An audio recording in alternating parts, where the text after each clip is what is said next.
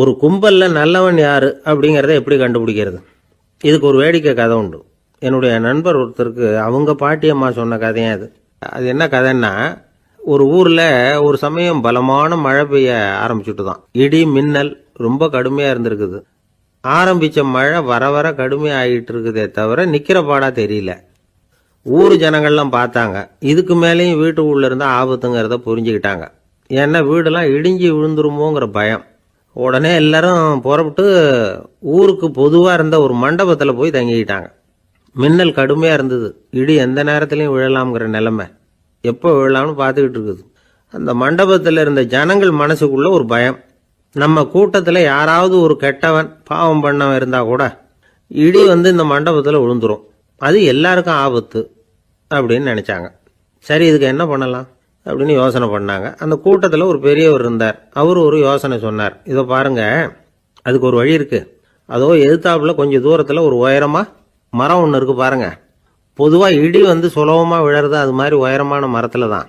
நம்ம கூட்டத்தில் இருக்கிறவங்க எல்லாரும் ஒவ்வொருத்தராக போய் அந்த மரத்தை தொட்டு விட்டு திரும்பி வந்துடணும். நம்மள பாவம் பண்ணவன் யாரோ அவன் அந்த மரத்தை தொடுற சமயத்தில் இடி விழுந்துரும். அவன் மட்டும் போயிடுவான். மண்டபத்தில் இருக்கிற நாமெல்லாம் பொழைச்சிக்கலாம் அப்படின்னு ஐடியா கொடுத்தார் அந்த பெரியவர். இது நல்ல யோசனையாகப்பட்டது. எல்லாரும் ஒத்துக்கிட்டாங்க. ஒவ்வொருத்தராக போய் அந்த மரத்தை தொட்டு விட்டு திரும்பி வந்தாங்க. இடி எதுவும் விழலை. இன்னமும் பாவம் பண்ண ஆசாமி அதை போய் தொடலை போல இருக்கு அப்படின்னு நினச்சிக்கிட்டாங்க. ஒவ்வொருத்தராக போகிறாங்க. எல்லாரும் போய் தொட்டு விட்டு வந்தாச்சு. இன்னும் ஒரே ஒரு ஆசாமி தான் பாக்கி. கடைசியாக இருந்த அந்த ஆள் பயந்துட்டான். இது வரைக்கும் இடி விழலைன்னா இப்போ என்ன அர்த்தம்? இப்போ நாம தான் பாக்கி, நாம தான் தப்பு பண்ண ஆள் போல இருக்கு அப்படின்னு நினச்சிட்டான். அதனால் துணிச்சலாக போய் தொடுறதுக்கு பயந்தான். தயங்கிக்கிட்டே இருந்தான். இருந்தாலும் மற்றவங்கள்லாம் சும்மா இருப்பாங்களா? கட்டாயப்படுத்தி கழுத்தை பிடிச்சி தள்ளாத குறையா அவனை தள்ளி விட்டாங்க. போய் தொட்டுட்டு வாடான்னு. அவன் நடுங்கிட்டே போய் அந்த மரத்தை தொட்டான். அதே வினாடி ஒரு பயங்கரமான மின்னல் இடி விழுந்துட்டுது. எங்கே விழுந்தது தெரியுமா? அந்த ஆள் மேலே இல்லை, மண்டபத்தில் விழுந்தது. மண்டபத்தில் இருந்தவங்க பூரா காலி. அந்த ஒரு ஆள் மட்டும் புழைச்சிக்கிட்டான். இந்த ஒரு ஆளை காப்பாத்துறதுக்காக தான் இடி மண்டபத்தில் விழாமல் இருந்திருக்குது. இதுதான் கதை. அதனால நல்லவங்க எப்படியும் தப்பிச்சுக்குவாங்க அப்படிங்கிறது ஒரு நீதி. ஒருத்தன் அப்படிதான் தெருவில் நடந்து போய்கிட்டு இருந்தான். ரொம்ப நல்லவன். எதிரில் ஒருத்தன் சைக்கிளில் வந்துகிட்டு இருந்தான். அதில் மோதி இவன் கீழே விழுந்துட்டான். சைக்கிள்காரன் உடனே இறங்கி இவனை தூக்கி விட்டான். இவன் எழுந்திரிச்சு அவனை முறைச்சி பார்த்தான். அப்படி பார்க்காதீங்க சார், நீங்கள் ரொம்ப புண்ணியம் பண்ணியிருக்கீங்க, அதுதான் இப்போ சைக்கிளில் மோதிக்கிட்டீங்க அப்படின்றான். என்ன அப்படி சொல்கிறேன் நான்? இவன் 10 நிமிஷத்துக்கு முன்னாடி நான் லாரி ஓட்டிட்டு வந்தேன், அப்போ நீங்கள் எதிரில் வந்திருந்தீங்கன்னா என்ன ஆயிருக்கும் அப்படின்னானா அவன்.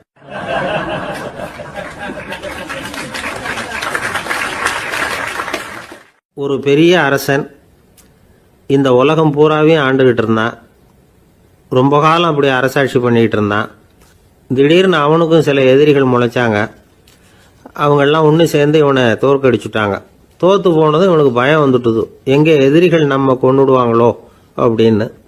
வெளியில் வந்தால் தனக்கு ஆபத்துன்னு பயந்துக்கிட்டு யாருக்கும் தெரியாமல் ஒரு குகைக்குள்ளே போய் பதுங்கி கிடக்கிறான். நிலைமையை பாருங்கள். முதல் நாள் அரண்மனையில் அதிகாரம் பண்ணிக்கிட்டு இருந்தவன் மறுநாள் குகையில் பயந்து போய் பதுங்கி கிடக்கிறான். ராத்திரி நேரம் வந்தது. பசி வயத்தை கிள்ளுது. பிச்சை எடுத்து சாப்பிட வேண்டிய நிலைமை. பிச்சை எடுக்கிறதுக்கு பாத்திரம் வேணுமே, என்ன பண்ணுறது அப்படின்னு அங்கேயும் இங்கேயும் பார்க்குறான். ஒரு மூலையில் யாரோ விட்டுட்டு போன ஒரு ஓடு கிடக்குது. அதை எடுத்துக்கிட்டு புறப்பட்டான். இருட்டில் வழி புரியல. ஏதோ ஒரு யூகத்தில் காலை மெதுவாக எடுத்து வச்சு நடந்து போயிட்டு இருக்கிறான். வழியில் ஒரு கருப்பு நாய் படுத்து கிடந்தது. இருட்டில் அவன் இது கண்ணுக்கு சரியாக தெரியல. அவனுக்கு தவறி போய் காலை வச்சுட்டான். அது மேலே நாய் சும்மா இருக்குமா, வள்ளுன்னு விழுந்து கடிச்சு விட்டுது. காலை பார்க்குறான். காலத்தையும் நினச்சி பார்க்குறான். அரண்மனையில் வீரக்கழல் அணிந்த காலை உடைய மன்னா அப்படின்னு புகழ்வாங்களே புலவர்கள்லாம். ஆனால் அது இன்னைக்கு நாய் கடித்த காலம் ஆயிட்டுதே அப்படின்னு நினைக்கிறான். அது மட்டும் இல்லை, முன்னாடியெல்லாம் பொற்கிண்ணங்களில் தான் அவன் சாப்பிடுவான். ஆனால் இப்போ உடஞ்சி போன ஓட்டு, அது ஓட்டை கையில் வச்சுக்கிட்டு நிற்கிறான். அதில் யாராவது சாப்பாடு போடுவாங்களான்னு.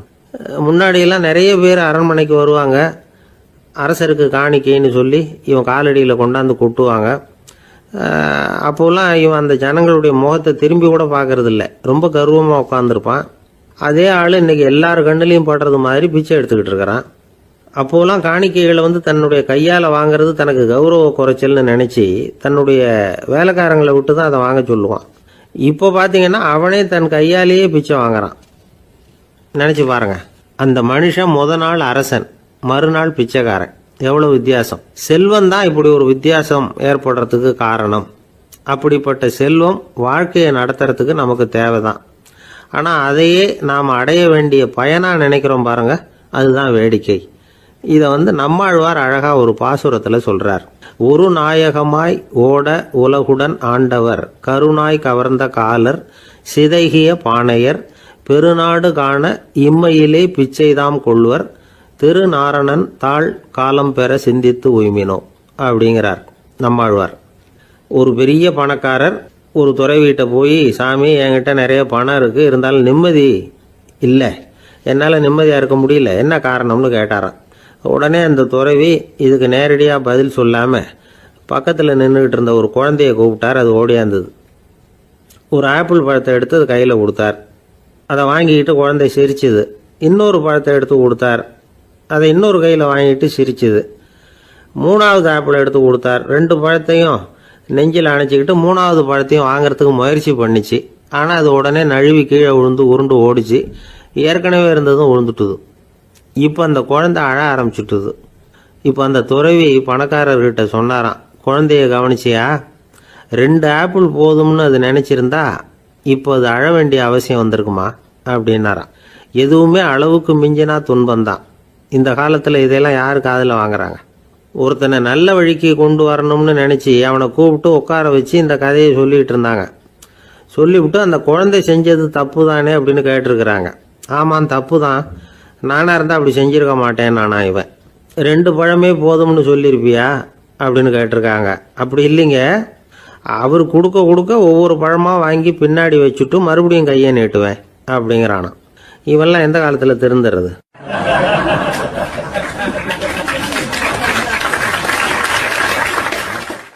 ஒரு பெரிய தத்துவ சிந்தனையாளர் இருந்தார், சுவாங் சு அப்படின்னு பேர். அவருடைய மனைவி ஒரு நாள் திடீர்னு காலமாயிட்டாங்க. ஐயோ பாவம், அவர் ரொம்ப வருத்தப்படுவார், போய் ஆறுதலாக 4 வார்த்தை பேசிவிட்டு வரலாம் அப்படின்னு நினச்சிக்கிட்டு நிறைய பேர் அவரை தேடிட்டு வந்தாங்களாம். வந்தவங்களுக்கு ஆச்சரியம், ஏன்னா இவர் வருத்தப்பட்டுக்கிட்டு இருப்பார் அப்படின்னு தானே எதிர்பார்த்தாங்க. அப்படி இல்லை, தாளம் போட்டுக்கிட்டு உட்காந்துருக்கிறார். தாளத்துக்கு தகுந்த மாதிரி பாட்டு வேற பாடிக்கிட்டு இருக்கிறார். என்ன மனுஷன் அவர், கொஞ்சம் கூட கவலை இல்லாமல் இப்படி இருக்கிறாரு அப்படின்னு நினச்சாங்க. ஒருத்தர் துணிஞ்சு அவர்கிட்ட கேட்டுவிட்டார், என்னங்க இது இப்படி அப்படின்னு. அதுக்கு அவர் என்ன சொன்னார் தெரியுமா? இதை பாருங்க, என்னுடைய மனைவி பிறக்கிறதுக்கு முன்னாடி அவளுக்கு உயிரும் கிடையாது, உடலும் கிடையாது. அதுக்கு பிறகு தான் உயிர் வந்தது, உடல் வந்தது, அந்த உருவம் வந்தது. இப்போ என்ன ஆச்சு? அந்த உருவமும் உயிரும் போயிட்டுது, அவ்வளவுதானே. வந்தது போயிட்டுது. இளவேனில் காலம், இலையுதிர் காலம், பனிக்காலம், இப்படி பருவங்கள் மாறி மாறி வருது இல்லையா? அது மாதிரி பிறப்பும் இறப்பும் மாறி மாறி வருது. இது இயற்கை. இதுக்காக அழுதா அது எப்படி அப்படின்னாராம். ஞான தெளிவு அடைஞ்சவங்களுக்கு எல்லாமே சுகம்தான். திருவள்ளுவரும் அதை தான் சொல்றார், உறங்குவது போலும் சாக்காடு, உறங்கி விழிப்பது போலும் பிறப்பு. தூங்குறதுக்கெல்லாம் நாம் வருத்தப்பட்டுக்கிட்ட இருக்கிறோமா? இன்னைக்கு தூங்க வேண்டியிருக்குதே, இன்னும் கொஞ்சம் நேரத்தில் நான் தூங்க வேண்டியிருக்கு அப்படின்னு சொல்லி யாராவது அழுதுகிட்டு இருப்பாங்களா? அதனால் இந்த உலக வாழ்க்கையினுடைய இயல்பை யதார்த்தத்தை நாம் தெளிவாக புரிஞ்சுக்கணும். அப்படி புரிஞ்சுக்கிட்டா நாம் கவலை இல்லாமல் வாழ முடியும். ஒரு வயசான தாத்தா பாட்டி 60 வருஷத்துக்கு முன்னாடி அவங்களுக்கு கல்யாணம் ஆச்சு. ஒன்றாவே வாழ்ந்தாங்க, ஒன்றாவே இறந்து போனாங்க. இப்போ அவங்க 2 பேரும் சொர்க்கத்துக்கு போய் சேர்ந்தாங்க. அங்கே எல்லா வசதியும் இருந்தது. ஒரு பெரிய பங்களாவே இவங்களுக்கு ஒதுக்கி கொடுத்தாங்களாம். இதுக்கு எவ்வளவு வாடகைன்னு கேட்டார் தாத்தா. வாடகையெல்லாம் கிடையாது, இலவசம் அப்படின்னார் அங்கே இருந்தவர். அந்த வீட்டுக்கு பின்னாடி ஒரு பெரிய புல்வெளி இருந்தது. இதில் விளையாட ஏதாவது கட்டணம் உண்டான்னு கேட்டிருக்கார் தாத்தா. அதெல்லாம் ஒன்றும் கிடையாது, பணம்லாம் கட்ட வேண்டியதில்லை அப்படின்னார் அவர். பக்கத்தில் ஹோட்டல் மாதிரி ஒரு பெரிய கட்டடம், உள்ள சாப்பாட்டு மேஜைகள், அது மேலே விதவிதமான பலகாரங்கள். சாப்பாட்டுக்கெல்லாம் எவ்வளவு அப்படின்னு விசாரிச்சாராம் தாத்தா. அதுதான் சொன்னேனே, இங்கே எல்லாமே இலவசம்தான், எது வேணும்னாலும் சாப்பிட்லாம், எவ்வளவு வேணும்னாலும் சாப்பிட்லாம் அப்படின்னாராம். நீங்கள் சொல்கிறீங்க அப்படி, ஆனால் நான் சர்க்கரை சேர்த்துக்கக்கூடாது, உப்பு சேர்த்துக்கக்கூடாது, பாட்டி கையால் எப்பவும் பத்திய சாப்பாடு தான் அப்படின்னாராம் தாத்தா. இதை பாருங்கள், இங்கே உங்களுக்கு அந்த கவலையும் வேண்டியதில்லை. இங்கே நீங்கள் ஸ்வீட்டு சாப்பிட்லாம், காரம் சாப்பிட்லாம், உங்களுக்கு எந்த நோயும் வராது அப்படின்னாராம் அங்கே சொர்க்கத்தில் இருந்தவர். இதை கேட்ட உடனே அந்த தாத்தா பக்கத்தில் நின்ன பாட்டியை பார்த்து கத்தினாராம், அடி பாவி, எல்லாத்தையும் கெடுத்துட்டியே, நீ எனக்கு பத்திய சாப்பாடு போடாமல் கண்டதை திங்க விட்டுருந்தா 10 வருஷத்துக்கு முன்னாடியே நான் இங்கே வந்து சேர்ந்துருப்பேனே அப்படின்னாராம்.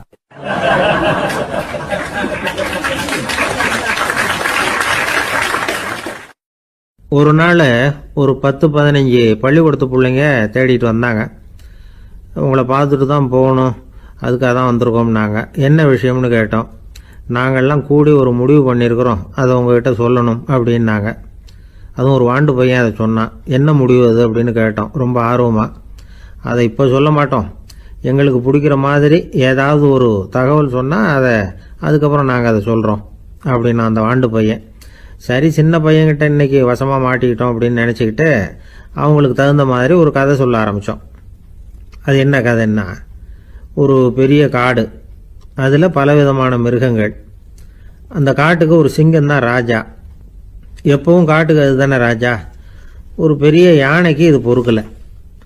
என்ன இது, எப்போ பார்த்தாலும் இங்கே சிங்கத்துக்கே ராஜா பதவி கிடைக்குது, நான்லாம் எவ்வளவு பலசாலியாக இருக்கிறேன், அப்படி இருந்தும் எனக்கு அந்த பதவி கிடைக்கலையே அப்படின்னு தனக்குள்ளே பொறுமிக்கிட்டே இருந்தது. ராஜா பதவியை நினச்சி ரொம்ப ஏக்கம், அதுக்கு பதவி மோகம். இந்த சமயம் பார்த்து ஒரு குள்ள நரி கூட்டம் அதை தேடிட்டு வந்தது. ஐயா பெரியவங்களே, நீங்கள் இந்த காட்டுக்கு ராஜாவாக இருக்க ஆசைப்படுறீங்க, அதில் ஒன்றும் தப்பு இல்லை. ஆனால் அதுக்கு முன்னாடி நீங்கள் எங்கள் கூட்டத்துக்கு கொஞ்ச நாள் தலைவராக இருங்க, அதாவது ராஜாவாக இருங்களேன், உங்களுக்கும் ஒரு ட்ரைனிங் கிடைச்சது மாதிரி இருக்கும் அப்படின்னு சொல்லியிருக்குது இந்த கூட்டம், குள்ள நரி கூட்டம். இதை கேட்ட உடனே யானைக்கு ரொம்ப சந்தோஷம் தாங்கலை. அதுதான் எப்போன்னு பதவிக்காக காத்துக்கிட்டு இருக்குதே. இருந்தாலும் கொஞ்சம் பிகுவோட, சரி நீங்கள்லாம் இவ்வளோ தூரம் என்ன தேடிட்டு வந்து கேட்கறதுனால மறுக்க முடியல அப்படின்னு ரொம்ப ஏதோ அவளுக்கு சிரமப்பட்டு ஒத்துக்கிறது மாதிரி ஒத்துக்கிட்டது. ஏதோ உங்கள் ஆசைக்கு கட்டுப்படுறேன், கொஞ்ச நாள் உங்கள் கூட்டத்துக்கு ராஜாவாக இருக்கிறதுக்கு சம்மதிக்கிறேன் அப்படின்னுது. உடனே அந்த யானை ராஜ நட போட ஆரம்பிச்சிட்டுது. யானை சாதாரணமாக நடந்தாவே எப்படி இருக்குங்கிறது நமக்கு தெரியும். அதுவே ராஜ நடந்தால் எப்படி இருக்கும் கற்பனை பண்ணி பாருங்கள். யானை முன்னாடி கம்பீரமாக போய்கிட்டு இருக்குது, தலைவர் இல்லையா, அதனால் குள்ள நரிகள்லாம் ரொம்ப அடக்கமாக அது பின்னாடி அணிவகுத்து போயிட்டு இருக்குது. ராஜா வாழ்க, மன்னர் வாழ்க அப்படின்னு கோஷம் வேற. யானைக்கு தலைகால் புரியல, அவ்வளவு சந்தோஷம். அந்த யானைக்கு செருக்கு, ஆணவம் எல்லாம் ஏற்பட்டு போச்சு. அதுக்கப்புறம் அது தரையை பார்க்குமா, நிமிர்ந்து நடக்க ஆரம்பிச்சுட்டுது. தரையை பார்க்குறதே இல்லை. அப்படி போயிட்டுருக்கிறப்போ ஒரு சதுப்பு நிலத்தில் திடீர்னு காலை வச்சுட்டுது. அவ்வளோதான், கால் உள்ளே போட்டுது. இன்னொரு காலை எடுத்து வச்சுது, அதுவும் உள்ளே போட்டுது. அந்த 2 காலையும் எடுக்கிறதுக்காக அடுத்த 2 காலையும் அழுத்துச்சு, அதுவும் உள்ளே போக ஆரம்பிச்சுட்டுது. இப்போ 4 காலம் வசமாக சேத்துல அழுந்தி போச்சு, எடுக்க முடியல. குள்ள நரிகள்லாம் அதை சுற்றி சுற்றி வந்தது. சிலது சுற்றி நின்று டான்ஸ் ஆட ஆரம்பிச்சுட்டுது யானையை பார்த்துட்டு. இதை யானை பார்த்தது. என்ன இது, தலைவர் நான் தவிச்சுக்கிட்டு இருக்கிறேன், தொண்டர்கள்லாம் சுற்றி நின்று வேடிக்கை பார்த்துக்கிட்டு இருக்கிறீங்க, டான்ஸ் ஆடுறீங்க அப்படின்னு கேட்டுதான். தொண்டர்களே, தலைவர் நான் தவிச்சுக்கிட்டு இருக்கிறது உங்களுக்கு தெரியலையா? இப்போ உடனே உங்கள் தலைவரை காப்பாற்ற வேண்டியது உங்கள் கடமை இல்லையா அப்படின்னு கத்துச்சான் அந்த யானை. குள்ள நரிகளில் ஒன்று முன்னாடி நின்று அந்த யானையை பார்த்து தான், தலைவரே, எங்களுக்கு ரொம்ப நாளாக ஒரு ஆசை, அந்த ஆசையை நிறைவேற்றிக்கிறதுக்காகத்தான் உங்களை எங்கள் தலைவராக ஏற்றுக்கிறோம்னு சொன்னோம் அப்படின்னு தான். என்ன ஆசைன்னு கேட்டிருக்கு யானை. யானை கறி சாப்பிட்டு பார்க்கணுங்கிறது எங்களுக்கு ரொம்ப நாளாக ஆசை, அது இன்றைக்கி தான் நிறைவேற போகுது அப்படின்னு தான் அந்த நரி. இதை கேட்ட உடனே அந்த யானை அப்படியே மூர்ச்சி ஆகிட்டு தான். நரிகள்லாம் அது மேலே ஏறி குதற ஆரம்பிச்சுட்டு தான். பதவி மேலே இருந்த பேராசை அந்த பலசாலியான யானையையே மாட்டி விட்டுட்டுது பார்த்தீங்களா அப்படின்னு சொல்லி முடித்தோம் இந்த கதையை அந்த சின்ன பிள்ளைங்க கிட்ட. சரிங்க, இப்போ நாங்கள் உங்களை தேடி வந்த விஷயம் என்னங்கிறத சொல்லவா அப்படின்னா ஒரு வாண்டு பையன். சீக்கிரம் சொல்லு தம்பி, சஸ்பென்ஸ் தாங்கலை அப்படின்னோம். அவன் மெதுவாக எங்களை பார்த்து சொல்கிறான், எங்களுக்கு கொஞ்ச நாள் நீங்கள் தலைவராக இருந்தால் தேவலை அப்படின்னா.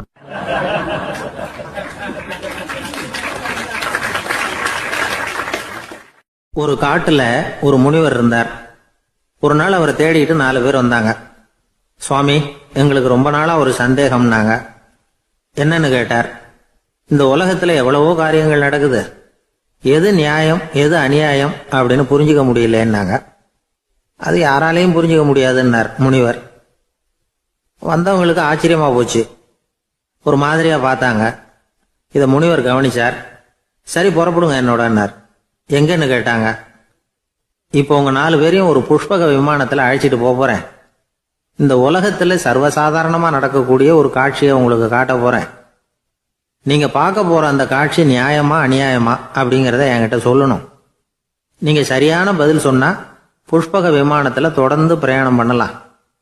தவறான பதில் சொன்னா இந்த புஷ்பக விமானம் உங்களை கீழே தள்ளி விட்டுரும் அப்படின்னார். 4 பேருக்கும் பயம்தான். இருந்தாலும் முனிவர் கூப்பிடுறாரு அப்படின்னு சொல்லி புறப்பட்டாங்க. அவங்க எல்லாரும் புறப்பட்டு ஒரு காட்டு வழியா போயிட்டு இருக்கிறாங்க புஷ்பக விமானத்துல. அங்க நடக்கிற ஒரு காட்சியை காட்டுறார் முனிவர். அதோ அங்க பாருங்கன்னார். அந்த விமானத்துல இருந்தபடியே எல்லாரும் கீழே குனிஞ்சு பாக்குறாங்க. அங்க ஒரு தாய் புலி அப்பதான் குட்டி போட்டிருக்கு. குட்டிகளை ஈன்ற உடனே பசிக்கு இறை தேடி அந்த பக்கமா வருது. அதே நேரம் ஒரு தாய் மான், அதுவும் அப்பதான் குட்டி போட்டிருக்கு. அதுவும் இதே மாதிரி குட்டிகளை ஈன்ற உடனே பசிக்கு இறை தேடி அந்த பக்கமா வருது. இப்ப அந்த புலி அந்த மானை அடிச்சு போட்டுடுது. அதுவும் சாப்பிடுது, குட்டிகளுக்கும் கொடுக்குது. இப்போ அந்த புலிக்குட்டிகள் முகத்துல மகிழ்ச்சி, தாயை இழந்த அந்த மான் குட்டிகள் முகத்துல துக்கம். இப்போ அந்த முனிவர் 4 பேர்கிட்டையும் கேட்கிறார், நீங்க இங்க பாத்தீங்களே, இதுல எது நியாயம் எது அநியாயம்? ஒவ்வொருத்தரா சொல்லுங்க. உங்க பதில் சரியில்லைன்னா இந்த விமானம் உங்களை கீழே தள்ளி விட்டுரும். சொல்லுங்க பார்க்கலாம்னார். முதல்ல ஒருத்தன் சொன்னான், அந்த புலி செஞ்சது சரிதாங்க. அது பசிக்கு அதுதான் ஆகாரம். தன்னுடைய பசிக்கு தானே இறை தேடிக்கிட்டுது. அதுல என்ன தப்பு? அவ்வளவுதான். அதனால புலி செஞ்சது நியாயம்தான் அப்படின்னா. அவ்வளவுதான். அந்த விமானம் அவனை அப்படியே கீழே தள்ளி விட்டுட்டுது. அதனால அவன் கொடுத்த பதில் சரியில்லை அப்படிங்கிறது புரிஞ்சு போச்சு. இப்ப 2வது ஆள் சொன்னான், புலி செஞ்சது பாவம். அந்த தாய்மான் என்ன தப்பு பண்ணிச்சு? இப்ப அந்த குட்டிகளுக்கு யாரு ஆதரவு? அதனால புலி செஞ்சது அநியாயம் அப்படின்னா. அவ்வளவுதான். அவனையும் கீழே தள்ளி விட்டுடுது அந்த விமானம். இந்த பதிலும் சரியில்லை அப்படின்னு ஆயிட்டுது. இப்போ 3வது ஆள் வந்தான். முதல்ல 2 பேர் கீழே விழுந்ததை பார்த்துக்கிட்டு இருந்தான். அதனால அவன் சொன்னான், ரெண்டுமே நியாயம்தாங்க. புலி இறை தேடினதும் இயற்கை, அதுக்கு மான் இறையானதும் இயற்கை. அதனால இதுல ஒன்றும் தப்பு இல்லைன்னா. அவ்வளவுதான். அவனையும் அந்த விமானம் கீழே பிடிச்சி தள்ளி விட்டுது. இப்ப 4வது ஆள் வந்தான். முனிவர் கேட்டார், நீயாவது சொல்லுப்பா, இந்த செயல்ல எது நியாயம்னார். அவன் தெளிவா பதில் சொன்னான். அதாவது என்ன சொன்னான்னா, எனக்கு தெரியல அப்படின்னா. அவனை விமானம் கீழே தள்ளல, சௌரியமா அழைச்சிட்டு போட்டுது. இவனும் பிரயாணம் சௌக்கியமா பண்ணானா. ஆக இதுதான் சரியான பதில்ங்கிறத முனிவர் உணர்த்தினார்.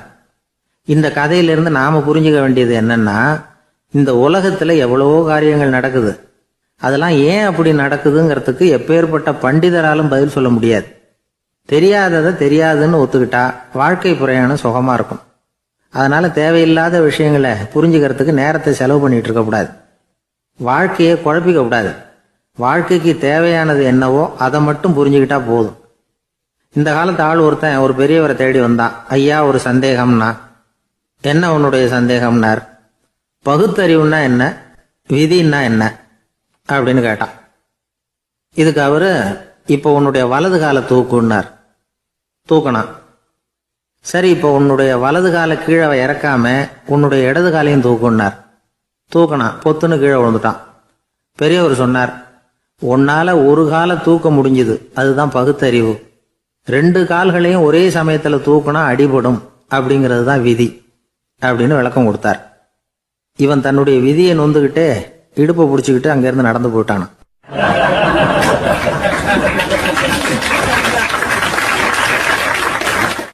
ஒரு ஊர்ல ஒரு கோயில் இருந்தது. ரொம்ப பழைய கோயில். உள்ள போறதுக்கே பயமா இருக்கும். எந்த நேரத்துல இடிஞ்சு விழுந்துருமோ அப்படிங்கிற பயம். அப்படி இருந்ததுனால யாரும் துணிஞ்சு சாமி கும்பிடுறதுக்கு அங்க போறதில்ல. கோயிலுக்கு வர்ற கூட்டம் கொஞ்சம் கொஞ்சமா குறைய ஆரம்பிச்சுட்டுது. கோயில் நிர்வாகிகள் எல்லாரும் கூடி உட்காந்து பேசினாங்க. என்ன பண்ணலாம்னு யோசனை பண்ணாங்க. எந்த இடம் மோசமா இருக்கோ அந்த இடத்த பழுது பார்த்தாங்க. அங்க எங்க வர்ணத்தை பூசி கொஞ்சம் அழகுபடுத்தி பார்த்தாங்க. ஏதோ இந்த ஊர்ல கோயில்னு ஒன்று இருக்கு, அது மக்களுக்கு தெரியணும் அப்படிங்கிறதுக்காகத்தான் இப்படிலாம் பண்ணாங்க. இருந்தாலும் கோவில் இருக்கிற நிலைமை மக்களுக்கு தெரியும். அதனால அங்க வர்றது குறைச்சிக்கிட்டாங்க அவங்க. ஒரு கட்டத்துல யாருமே வர்றதில்லை. நிலைமை அந்த அளவுக்கு ஆயிட்டுது. மறுபடியும் கோவில் நிர்வாகிகள் கூட்டம் நடந்தது. இந்த கூட்டம் கூட கோயிலுக்கு உள்ள நடக்கல, இடிஞ்சு விழுந்துருமோங்கிற பயம். அதனால வெளியில தான் உட்காந்து கூட்டத்தை நடத்தினாங்க. ஏன்னா உள்ள போறதுக்கு அவங்களுக்கும் துணிச்சல் கிடையாது. எந்த நேரமும் விழுந்துரும் போல இருந்தது அது. அது வழியா போறவங்க கூட வேகமா அந்த இடத்த கடந்து போக ஆரம்பிச்சிட்டாங்க. கோவில் நிர்வாகிகள் வெளியில உட்காந்து கூட்டம் போட்டாங்க இல்லையா, அந்த கூட்டத்துல 4 தீர்மானங்களை நிறைவேற்றினாங்க. அது என்ன 4 தீர்மானம்னா, முதல் தீர்மானம், இந்த கோவிலை இடிப்பது அப்படிங்கிற முடிவை இந்த கமிட்டி மிகவும் வருத்தத்துடன் ஏற்றுக்கொள்ளுகிறது அப்படின்னு நிறைவேற்றினாங்க. இதுக்கு பதிலா இன்னொரு கோவிலை உடனடியாக கட்டி முடிச்சுடணுங்கிறது 2வது தீர்மானம். 3வது தீர்மானம் என்ன தெரியுமா? பழைய கோவிலின் கதவுகள், அதிலிருந்து பிரிச்சு எடுக்கிற செங்கல், இதையே புது கோவில் கட்டுவதற்கு பயன்படுத்தி கொள்ள வேண்டியது. பழைய கோவில் இருந்த மாதிரியே அதே வடிவத்தில் புது கோவிலையும் கட்ட வேண்டியது. பழைய கோவிலின் அஸ்திவாரத்தை அப்படியே வச்சுக்கிட்டு அதுக்கு மேல நாம கோயிலை கட்டிக்க வேண்டியது. இதுதான் 3வது தீர்மானம். இதையும் கமிட்டி முழு மனசோட ஏத்துக்கிட்டது. இது வரைக்கும் சரி. இப்ப அந்த கமிட்டி 4வதா ஒரு முக்கியமான தீர்மானத்தை கொண்டுகிட்டு வந்து அதையும் ஏகமனதா நிறைவேற்றி விட்டது. அது என்ன தீர்மானம்னா, புதிய கோவில் கட்டி முடிக்கிற வரைக்கும் பழைய கோவிலை இடிக்கிறதில்லை அப்படிங்கிற தீர்மானம். எப்படி இருக்குது பாருங்க இது. பழசை இடிக்காத வரையில அதே இடத்துல புதுசா எப்படி கட்ட முடியும்? பல விஷயங்கள்ல நாம நடந்துகிற முறையும் இப்படிதான் இருக்குதான். வாழ்க்கையில முன்னேறணும்னு ஆசைப்படுவோம். அதே நேரத்துல அந்த முன்னேற்றத்துக்கு எது தடையா இருக்கோ அதை விட்டு விடுறதுக்கும் மனசு வராது. வெளிநாட்டுல ஒரு பெரிய விருந்து நடந்துகிட்டு இருந்துதான். எல்லாரும் மது கோப்பையும் கையுமா அலைஞ்சுகிட்டு இருக்கிறாங்க. ஒருத்தர் மட்டும் கையில எதுவும் இல்லாம ரொம்ப நல்ல பிள்ளையா சாதுவா ஒரு ஓரமா தனியா உட்கார்ந்துருக்கிறார். அவர்கிட்ட நெருங்கி வாங்க மது சாப்பிடலாம் அப்படின்னு கூப்பிட்டாங்களாம். என்ன வற்புறுத்தாதீங்க, நான் என் மனசுக்குள்ள உறுதியா தீர்மானம் பண்ணிவிட்டேன் அப்படின்னாராம். என்ன தீர்மானம் பண்ணியிருக்கீங்க அப்படின்னு கேட்டிருக்காங்க. ஏற்கனவே முழு போதையில் இருக்கும் பொழுது மறுபடியும் மது கோப்பையை தொடரதில்லை அப்படின்னு தீர்மானம் பண்ணியிருக்கேன் அப்படின்னாராம்.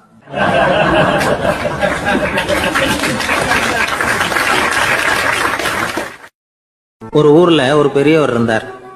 ஒரு நாள் அவரை தேடி ஒருத்தர் வந்தார். ஐயா, நான் கடவுளை பரிபூர்ணமா நம்புறேன் அப்படின்னார். சரி, அந்த நம்பிக்கை உனக்கு எப்படி வந்ததுன்னு கேட்டார் இவர். அவர் சொல்ல ஆரம்பிச்சார். ஐயா, எனக்கு கல்யாணம் ஆகி 10 வருஷம் ஆச்சு. ஆனாலும் குழந்தை பாக்கியம் இல்லை. அதுக்கு என்ன காரணமா இருக்கும்னு நான் யோசனை பண்ணிட்டு இருந்தப்போ நண்பர் ஒருத்தர் ஒரு ஆலோசனை சொன்னார். உனக்கு மதப்பற்று இல்லை, எந்த கடவுளையுமே நம்ப மாட்டேங்கிற, அதுதான் காரணம். கடவுளை நம்பு, உனக்கு குழந்தை பாக்கியம் கிடைக்கும் அப்படின்னார். அவர் அப்படி சொன்னாரே தவிர எனக்கு சந்தேகம்தான். இருந்தாலும் அவர் சொன்னபடியும் நடந்துதான் பார்ப்போமே அப்படின்னு முடிவு பண்ணேன். கடவுளை நம்ப ஆரம்பிச்சேன். அந்த வருஷமே அழகான ஆண் குழந்தை பிறந்தது. எல்லாம் இறைவன் அருள் அப்படின்னார். இவர் இப்படி சொன்னதை கேட்டதும் அந்த பெரியவர் சொன்னார், நீ சொல்றதெல்லாம் சரிதான். இருந்தாலும் இந்த காலத்துல எந்த ஒரு காரியமா இருந்தாலும் அதை சோதனை செஞ்சு பார்த்துட்டு தான் ஒரு முடிவுக்கு வந்து சேர முடியும். அறிவுபூர்வமான முடிவு அதுவாக தான் இருக்கும்.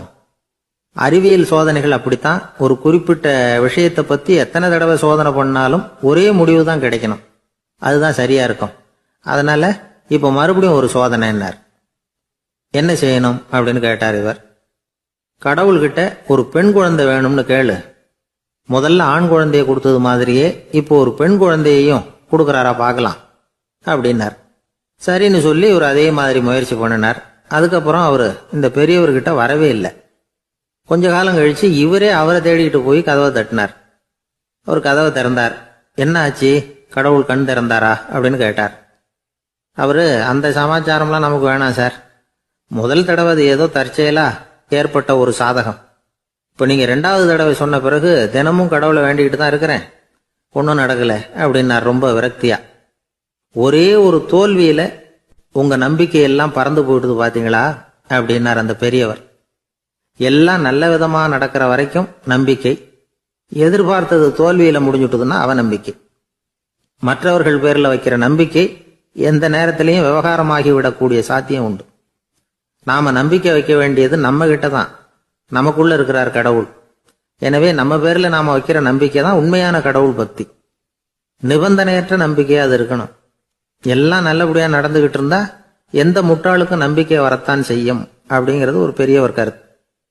தியானத்தின் மூலமா தான் உனக்குள்ள ஆழமா தோண்டுனா உன்னுடைய அடி ஆழத்துல நம்பிக்கை அப்படி ஊற்றெடுக்கும், அதை பார்க்க முடியும் அப்படிங்கிறது பெரியவர்கள் சிந்தனை. ஒரு குழந்தை அப்பாவை பார்த்து என்னப்பா பண்றேன்னு கேட்டுதான். பிரார்த்தனை பண்ணிட்டு இருக்கிறேன்னாராம் அப்பா. பிரார்த்தனை பண்ணுனா என்ன கிடைக்கும் அப்படின்னு கேட்டுதான் குழந்தை. எல்லாம் கிடைக்கும் அப்படின்னாராம் அப்பா. நீ வச்சிருக்கிறிய பேனா அது கூட கிடைக்குமான்னு கேட்டுதான் குழந்தை. கிடைக்குமேன்னு இருக்கார். அப்படின்னா அந்த பேனாவை என்கிட்ட கொடுத்துரு, நீ பிரார்த்தனை பண்ணி வேற பேனா வாங்கிக்கோ அப்படின்னு தான் அந்த குழந்தை.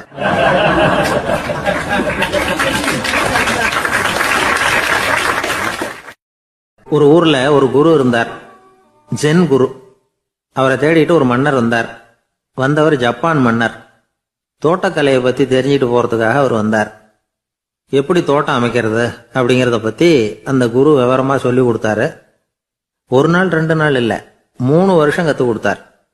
அதுக்கப்புறம் சொன்னார், நான் கத்து கொடுத்துட்டேன், இனிமே நீங்க போகலாம், போய் தோட்டம் அமைக்கலாம், அதுதான் உங்களுக்கு பரிசை. தோட்டம் அமைச்ச பிறகு சொல்லி அனுப்புங்க, நான் வந்து பார்க்கறேன். நீங்க இங்க என்னவெல்லாம் கத்துக்கிட்டீங்களோ அதையெல்லாம் அங்க செயல்முறையில செஞ்சு காட்டுங்க அப்படின்னு சொல்லி அனுப்பி வச்சார். மன்னர் போனார். அரண்மனைக்கு பக்கத்திலேயே ஒரு பெரிய தோட்டத்தை உண்டு பண்ணினார். அழகான மரங்களையும் செடிகளையும் உருவாக்கினாரு. கிட்டத்தட்ட 1000 தோட்டக்காரர்களை பயன்படுத்தி 3 வருஷங்கள் முயற்சி பண்ணி அந்த அழகான தோட்டத்தை உருவாக்கினார். குரு கிட்ட இருந்து செய்தி வந்தது, நாளைக்கு வந்து தோட்டத்தை பார்க்கறேன் அப்படின்னு. மன்னர் உடனே சுறுசுறுப்பாயிட்டார். முதல் நாளே தோட்டத்தை சுத்தப்படுத்தினார். ராத்திரி பூரா யாரும் தூங்கல.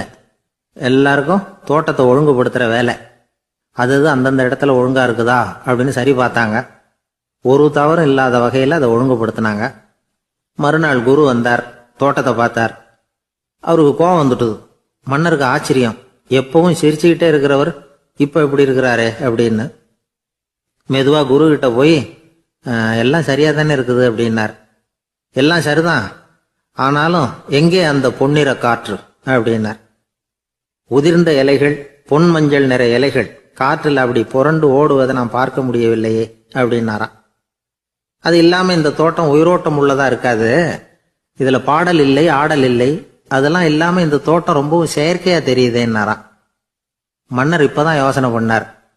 கீழே கிடந்த காஞ்சி போன இலைகள் மட்டும் இல்ல, மரத்துல இருந்த காஞ்சி போன இலைகளையும் அப்புறப்படுத்தி சுத்தமா வச்சிருக்கிறார். இறப்பும் வாழ்க்கையினுடைய ஒரு பகுதி தான். மரணம்ங்கிறது வாழ்க்கைக்கு எதிரானது அல்ல, அதை நிரப்பும் ஒரு பகுதி தான் அது. மரணம் இல்லையில் வாழ்க்கையே இல்லை அப்படிங்கிறது பெரியவங்க கருத்து. இப்ப அந்த தோட்டம் அழகா தான் இருக்குது, இருந்தாலும் அது ஒரு ஓவியம் மாதிரி உயிர் இல்லாமல் இருக்கு. குரு ஒரு வாளியை கையில எடுத்துக்கிட்டார். தோட்டத்தை விட்டு வெளியில போனார். ஏற்கனவே வீசி எறிந்த அந்த சருகுகளை எல்லாம் அள்ளி கொண்டுகிட்டு வந்தார். உள்ள எல்லா இடங்கள்லயும் அதை வீசினார். உடனே காத்து அந்த காய்ந்த சருகுகளையும் பழுத்த இலைகளையும் அசைக்க ஆரம்பிச்சுட்டுது. இப்போ அங்க சலசல சத்தம், சங்கீதம், இலைகளின் நடனம், ஓவியம் மாதிரி இருந்த அந்த தோட்டத்துக்கு இப்போ உயிர் வந்துட்டுது. இதுதான் அந்த பொன்னான காற்று அப்படின்னாராம் குரு. மன்னருக்கு புரிஞ்சுது. மிகப்பெரிய ஜென் கேள்வி ஒன்று உண்டு. உம்மான் அப்படிங்கிற ஒரு பெரிய குருவை பார்த்து துறவி ஒருத்தர் கேட்டாராம், இலைகள் எல்லாம் கீழே விழுந்து மரங்கள் மொட்டையாக இருக்கும் பொழுது என்ன நடக்கும்? இதுதான் கேள்வி. இதுக்கு உம்மான் சொன்ன பதில் பொன்னான காற்று, தி கோல்டன் விண்ட் அப்படின்னாராம். இதுக்கு என்ன விளக்கம்னா, உன்னுடைய எண்ணங்கள் எல்லாம் உன்னுடைய மனசிலிருந்து கீழே விழுந்து உனது உள்ளுணர்வானது மொட்டையாக நிற்கும் நிலைதான் அது.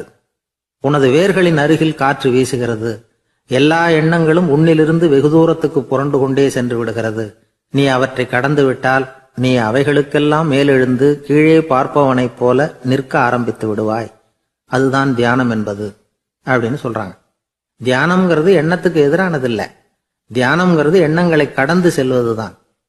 அதுக்கப்புறம் நாம பொன்னிற காற்றுல ஆட ஆரம்பிச்சிருவோம். இதுதான் பெரியவர்கள் சொல்றது. என்கிட்ட ஒருத்தர் தோட்டம் அமைக்கணும்னு யோசனை கேட்டு வந்தார். எல்லாம் சொல்லி கொடுத்தேன். செடிகள்லாம் செழிப்பா வளரணும்னா வேர் காயாம பாத்துக்குங்க, தினமும் தண்ணி விடுங்க அப்படின்னு சொல்லி அனுப்பி வச்சேன். 1 மாசம் கழிச்சு ஒரு தோட்டத்தை பாக்கிறதுக்காக போனேன். போய் பார்த்தா எல்லா செடியும் வாடி கிடக்குது. என்னங்க இப்படி பண்ணிவிட்டீங்கன்னு. நீங்க சொன்னபடிதான் செஞ்சேன்னார். என்ன செஞ்சீங்கன்னு கேட்டேன். வேறு காயாம பார்த்துக்க சொன்னீங்க, தினமும் ஒரு தடவை எல்லா செடியையும் ஒவ்வொன்னா புடுங்கி பார்த்து வேறு காயாம இருக்கா அப்படின்னு பார்த்துட்டு அதுக்கப்புறம் தண்ணி பாய்ச்சனே, அவ்வளவுதான் அப்படின்னார்.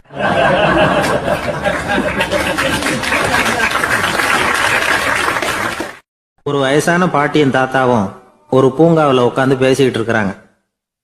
அவங்களுக்கு கல்யாணம் ஆகி 53 வருஷம் ஆச்சு. பிள்ளைங்கள்லாம் படிச்சு பெரிய பெரிய வேலையில் இருக்கிறாங்க. பேரன் பேத்திகளும் நல்ல நிலைமையில இருக்கிறாங்க.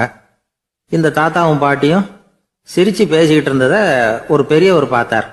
அவருக்கு ஆச்சரியமா இருந்தது. இந்த வயசுலயும் இவ்வளவு அந்யோன்யமா இவங்க பேசிக்கிட்டு இருக்கிறாங்களே அப்படின்னு நினைச்சார். சரி, நேரிலேயே கேட்டுருவோமே அப்படின்னு நினைச்சுக்கிட்டு கிட்ட போனார். உங்க மன வாழ்க்கையின் வெற்றிக்கான ரகசியம் என்ன அப்படின்னு கேட்டார். இதை கேட்டதும் அந்த தாத்தா சிரிச்சுக்கிட்டே பாட்டியை பார்த்தாராம்.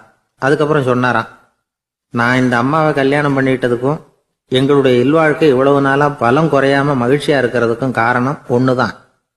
அது என்ன காரணம்னா, எங்களுக்கு இடையில பொதுவா நிறைய குறைகள் உண்டு, அதுதான் காரணம் அப்படின்னாராம். அவர் சொல்றது சரிதான் அப்படிங்கிறது மாதிரியே அந்த பாட்டியும் அவரை நிமிர்ந்து பார்த்தாங்களாம். இந்த பெரியவர் மறுபடியும் அந்த பாட்டியை பார்த்து அதே கேள்வியை கேட்டிருக்கார். உங்களுடைய நீண்டகால மன வாழ்க்கைக்கு கிடைச்ச வெற்றி எதனாலேன்னு சொல்ல முடியுமா அப்படின்னு கேட்டாராம். அவங்களும் சிரிச்சுக்கிட்டே பதில் சொன்னாங்களாம். என்ன பதில் தெரியுமா? சில பேரை நாம குறிப்பிட்ட பண்புகளுக்காக நேசிக்கிறோம், வேற சிலரை நாம அந்த பண்புகள் இல்லாத குறைகளுக்காகவே விரும்பி பழகிறோம் இல்லையா அப்படின்னு கேட்டுட்டு தலையை குனிஞ்சுக்கிட்டாங்களாம் அந்த பாட்டியம்மா. அவங்க அப்படி சொன்னதை கேட்டதும் இவருக்கு புதுசா ஞானம் பிறந்தது மாதிரி இருந்துதான். இதுதான் மனம் நிறைந்த மன வாழ்க்கை அப்படிங்கிறார் சுவாமி சின்மயானந்தர். பண்புகளை எப்படி நேசிக்க முடியுதோ அதே மாதிரி பண்புகள் இல்லாத குறைகளையும் நேசிக்க முடியும். மனசுதான் காரணம். ஒரு மேல்நாட்டு தம்பதி, அவங்களும் தாத்தா பாட்டி தான். அவங்க 2 பேரும் ஒரு பூங்காவில் உட்காந்து சிரிச்சு பேசிக்கிட்டு இருக்கிறாங்க. அதை ஒருத்தர் பார்த்தார். அவருக்கு ஆச்சரியம், இவ்வளவு காலம் ஆகி இந்த வயசுலயும் இப்படி அன்பா பேசிக்கிட்டு இருக்கிறாங்களே அப்படிங்கிற ஆச்சரியம். கிட்ட நெருங்கி போனாரு. கேட்டார், ஏன் தாத்தா உங்களுக்கு கல்யாணம் ஆகி எவ்வளவு வருஷம் ஆச்சுன்னார். 55 வருஷம் ஆச்சுன்னாராம் அவரு. இன்னமும் இவ்வளவு சந்தோஷமா இருக்கிறீங்களே, அதுக்கு என்ன காரணம்னு கேட்டிருக்கார். அதுக்கு என்ன காரணம்னா, இதுவரைக்கும் எங்களுக்குள்ள சண்டையே வந்ததில்லை அப்படின்னாராம். அது எப்படி முடியும்னு கேட்டிருக்கார் இவர் ஆச்சரியமா. அந்த தாத்தா சொல்ல ஆரம்பிச்சாராம், இத பாருப்பா, எங்களுக்கு கல்யாணம் ஆன புதுசுல நானும் என்னுடைய மனைவியும் ஒரு குதிரை மேல ஏறி ஒரு காட்டு வழியா போய்கிட்டு இருந்தோம். கொஞ்ச தூரம் போனதும் அந்த குதிரை எடக்கு பண்ணிச்சு. நான் உடனே கீழே இறங்கி அந்த குதிரையை பார்த்து, இது உனக்கு முதல் தடவை அப்படின்னு மிரட்டலா சொல்லிவிட்டு ஏறி உக்காந்தேன். மறுபடியும் போனோம். கொஞ்ச தூரம் குதிரை நல்லபடியா நடந்து போச்சு. மறுபடியும் எடக்கு பண்ண ஆரம்பிச்சுட்டுது. நான் கீழே இறங்கினேன். கையில் இருந்த சாட்டையால ஓங்கி ஒரு அடி கொடுத்தேன். இது உனக்கு 2வது தடவை அப்படின்னு சொல்லிவிட்டு ஏறி உக்காந்தேன். மறுபடியும் குதிரை கொஞ்ச தூரம் நல்ல விதமா நடந்து போச்சு. அப்புறமும் எடக்கு பண்ண ஆரம்பிச்சுட்டுது. அந்த சமயத்துல ஒரு ஆற்று பாலத்தை கடந்து போய்கிட்டு இருக்கிறோம். நான் கீழே இறங்கினேன். என்னுடைய மனைவியையும் கீழே இறங்க சொன்னேன். அந்த குதிரையை பிடிச்சி அப்படியே ஆத்துல தள்ளி விட்டுட்டேன். தள்ளி விட்டுட்டு, இது உனக்கு கடைசி தடவை அப்படின்னு சொன்னேன். அதை பார்த்ததும் என் மனைவி பதறி போயிட்டாங்க. போய், ஐயோ பாவம், என்ன இப்படி பண்ணிவிட்டீங்க, உங்களுக்கு மனசுல கொஞ்சம் கூட இறக்கமே இல்லையா அப்படின்னாங்க. நான் மெதுவா இவங்க பக்கம் திரும்பி, இது உனக்கு முதல் தடவை அப்படின்னு. அவ்வளவுதான், அன்னையிலிருந்து இன்னைய வரைக்கும் ஒரு நாள் கூட எங்களுக்குள்ள சண்டையே வந்ததில்லை அப்படின்னு விளக்கம் கொடுத்தார் அந்த தாத்தா.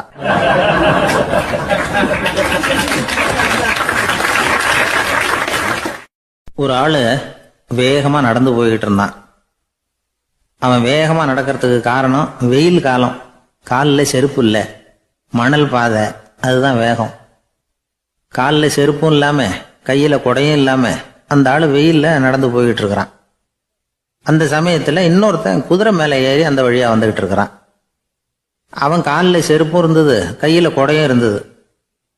நடந்து போய்கிட்டு இருந்தவன் அந்த குதிரை ஆசாமியை பார்த்து கேட்டான், ஐயா, நீங்களும் குதிரை மேல உட்காந்துக்கிட்டு போய்கிட்டு இருக்கிறீங்க, அப்படி இருக்கிறப்போ உங்களுக்கு அந்த செருப்பு என்னத்துக்கு, அதை எனக்கு கொடுத்து உதவலாமே அப்படின்னா. குதிரை மேல உட்காந்துருந்தவன் யோசனை பண்ணி பார்த்தான். இவன் சொல்றது நியாயம்தானே அப்படின்னு சொல்லி தன்னுடைய செருப்பை கழட்டி அந்த வழிபோக்கனுக்கு கொடுத்துட்டான். ரொம்ப நல்லதுங்க அப்படின்னு சொல்லி இவன் அதை வாங்கி காலில் மாட்டிக்கிட்டான். அதுக்கப்புறம் மறுபடியும் இவன் ஆரம்பிச்சான், ஐயா, நீங்க குதிரையில் போறதுனால போக வேண்டிய இடத்துக்கு வேகமா போய் சேர்ந்துருவீங்க, அதனால உங்க கையில் அந்த குடை என்னத்துக்கு, நான் நடந்து போயிட்டு இருக்கிறவன் ரொம்ப நேரம் நடக்க வேண்டியிருக்கும், இந்த வெயில்ல. அதனால அந்த கொடையையும் எனக்கு கொடுங்களேன் அப்படின்னா. குதிரை வீரன் யோசனை பண்ணி பார்த்தான். இதுவும் நியாயம்தானே அப்படின்னு அவனுக்கு தோணுச்சு. உடனே இறக்கப்பட்டு தன் காலில் இருந்த செருப்பை கொடுத்தது மாதிரியே தன் கையில் இருந்த கொடையையும் இவங்கிட்ட கொடுத்துட்டான். அதுக்கப்புறம் அவன் நிம்மதியாக புறப்பட்டான். இப்போ மறுபடியும் கை தட்டி அவனை நிறுத்தினான். கீழே நின்றுட்டு இருந்தவன், என்னப்பா ஏன் என்ன நிறுத்தின, இன்னும் ஏதாவது வேணுமா உனக்கு அப்படின்னா குதிரையில் இருந்தவன். இவன் மெதுவாக வாயை திறந்து அந்த குதிரையையும் என்கிட்ட கொடுத்துருங்களேன்னா. அந்த குதிரை வீரன் இப்போ ஒரு கணம் யோசனை பண்ணி பார்த்தான். உடனே என்ன பண்ணான் தெரியுமா? தன்கிட்ட இருந்த குதிரை சவுக்கை எடுத்தான். குதிரை சவுக்கால அந்த ஆளை வாங்குவாங்கன்னு வீசி தள்ளிவிட்டான். இவ்வளவு சவுக்கடியும் வாங்கிக்கிட்டு இந்த ஆள் என்ன பண்ணான் தெரியுமா? சிரிக்கிறான். அடி வாங்கிட்டு யாராவது சிரிப்பாங்களா? குதிரை வீரனுக்கு ஒன்றும் புரியல. என்னப்பா அது, ஏன் இப்படி அடி வாங்கிட்டு இப்படி சிரிக்கிறியே அப்படின்னு கேட்டான். இப்போ அந்த வழிப்போக்கன் சொல்றான், ஐயா நான் இப்படி சிரிக்கிறதுக்கு காரணம் இருக்கு. இப்படி குதிரை கேட்டு உங்ககிட்ட அடி வாங்கலைன்னு வச்சுக்கோங்க, என் உயிர் உள்ள வரைக்கும் மனசுல ஒரு தவிப்பு இருந்துகிட்டே இருக்கும். செருப்பையும் கொடையையும் கேட்ட உடனே கொடுத்தவன் குதிரையையும் கேட்டிருந்தா கொடுத்துருப்பானோ அப்படிங்கிற பேராசையில ஏங்கிக்கிட்டே இருந்திருப்பேன். இப்போ உங்ககிட்ட அடி வாங்கின பிறகு என்னுடைய அந்த சந்தேகம் தீர்ந்து போச்சு. என்னுடைய ஆசைக்கு எல்லை எது அப்படிங்கறத எனக்கு புரிஞ்சுட்டுது அப்படின்னு சொல்லிவிட்டு அவன் நடக்க ஆரம்பிச்சுட்டானான். ஆசைக்கும் எல்லை உண்டு அப்படிங்கிறத விளக்கறதுக்காக வாரியார் சுவாமிகள் சொல்ற கதை இது. இந்த காலத்திலயும் ஒருத்தன் அது மாதிரி கொடை செருப்போட குதிரையில போய்கிட்டு இருந்தான். எதிரில் நடந்து வந்தவன், ஐயா உங்க கொடையை எனக்கு கொடுங்களேன்னு கேட்டான். உடனே அவன் குதிரையிலிருந்து கீழே குதிச்சு அவனை சாட்டையால் அடிக்க ஆரம்பிச்சுட்டான். இன்னொருத்தர் அந்த வழியா வந்தவர் இதை பார்த்தார். ஏன்பா அவன் கேட்டான், உன்னால முடியலன்னா இல்லைன்னு சொல்லிட வேண்டியது தானே, அதுக்காக ஏன் இப்படி அவனை போட்டு அடிக்கிறேன்னு கேட்டார். உங்களுக்கு விவரம் புரியாது சார், காலம் ரொம்ப கெட்டு போச்சு. கேட்டதை கொடுத்தேன்னு வச்சுக்கோங்க, இந்த குதிரையே என்னோடது, அவன் திருடிக்கிட்டு போறான் அப்படின்னு என் பேர்ல புகார் கொடுக்க ஆரம்பிச்சிருவான் சார் அப்படின்னா. அது எப்படி அவ்வளவு உறுதியா சொல்றேன்னு கேட்டார் அவரு. ஏற்கனவே அது மாதிரி ஒருத்தன் பேர்ல புகார் கொடுத்துட்டு தான் இந்த குதிரையை நான் தள்ளிட்டு வந்துகிட்டு இருக்கிறேன் அப்படின்னார்.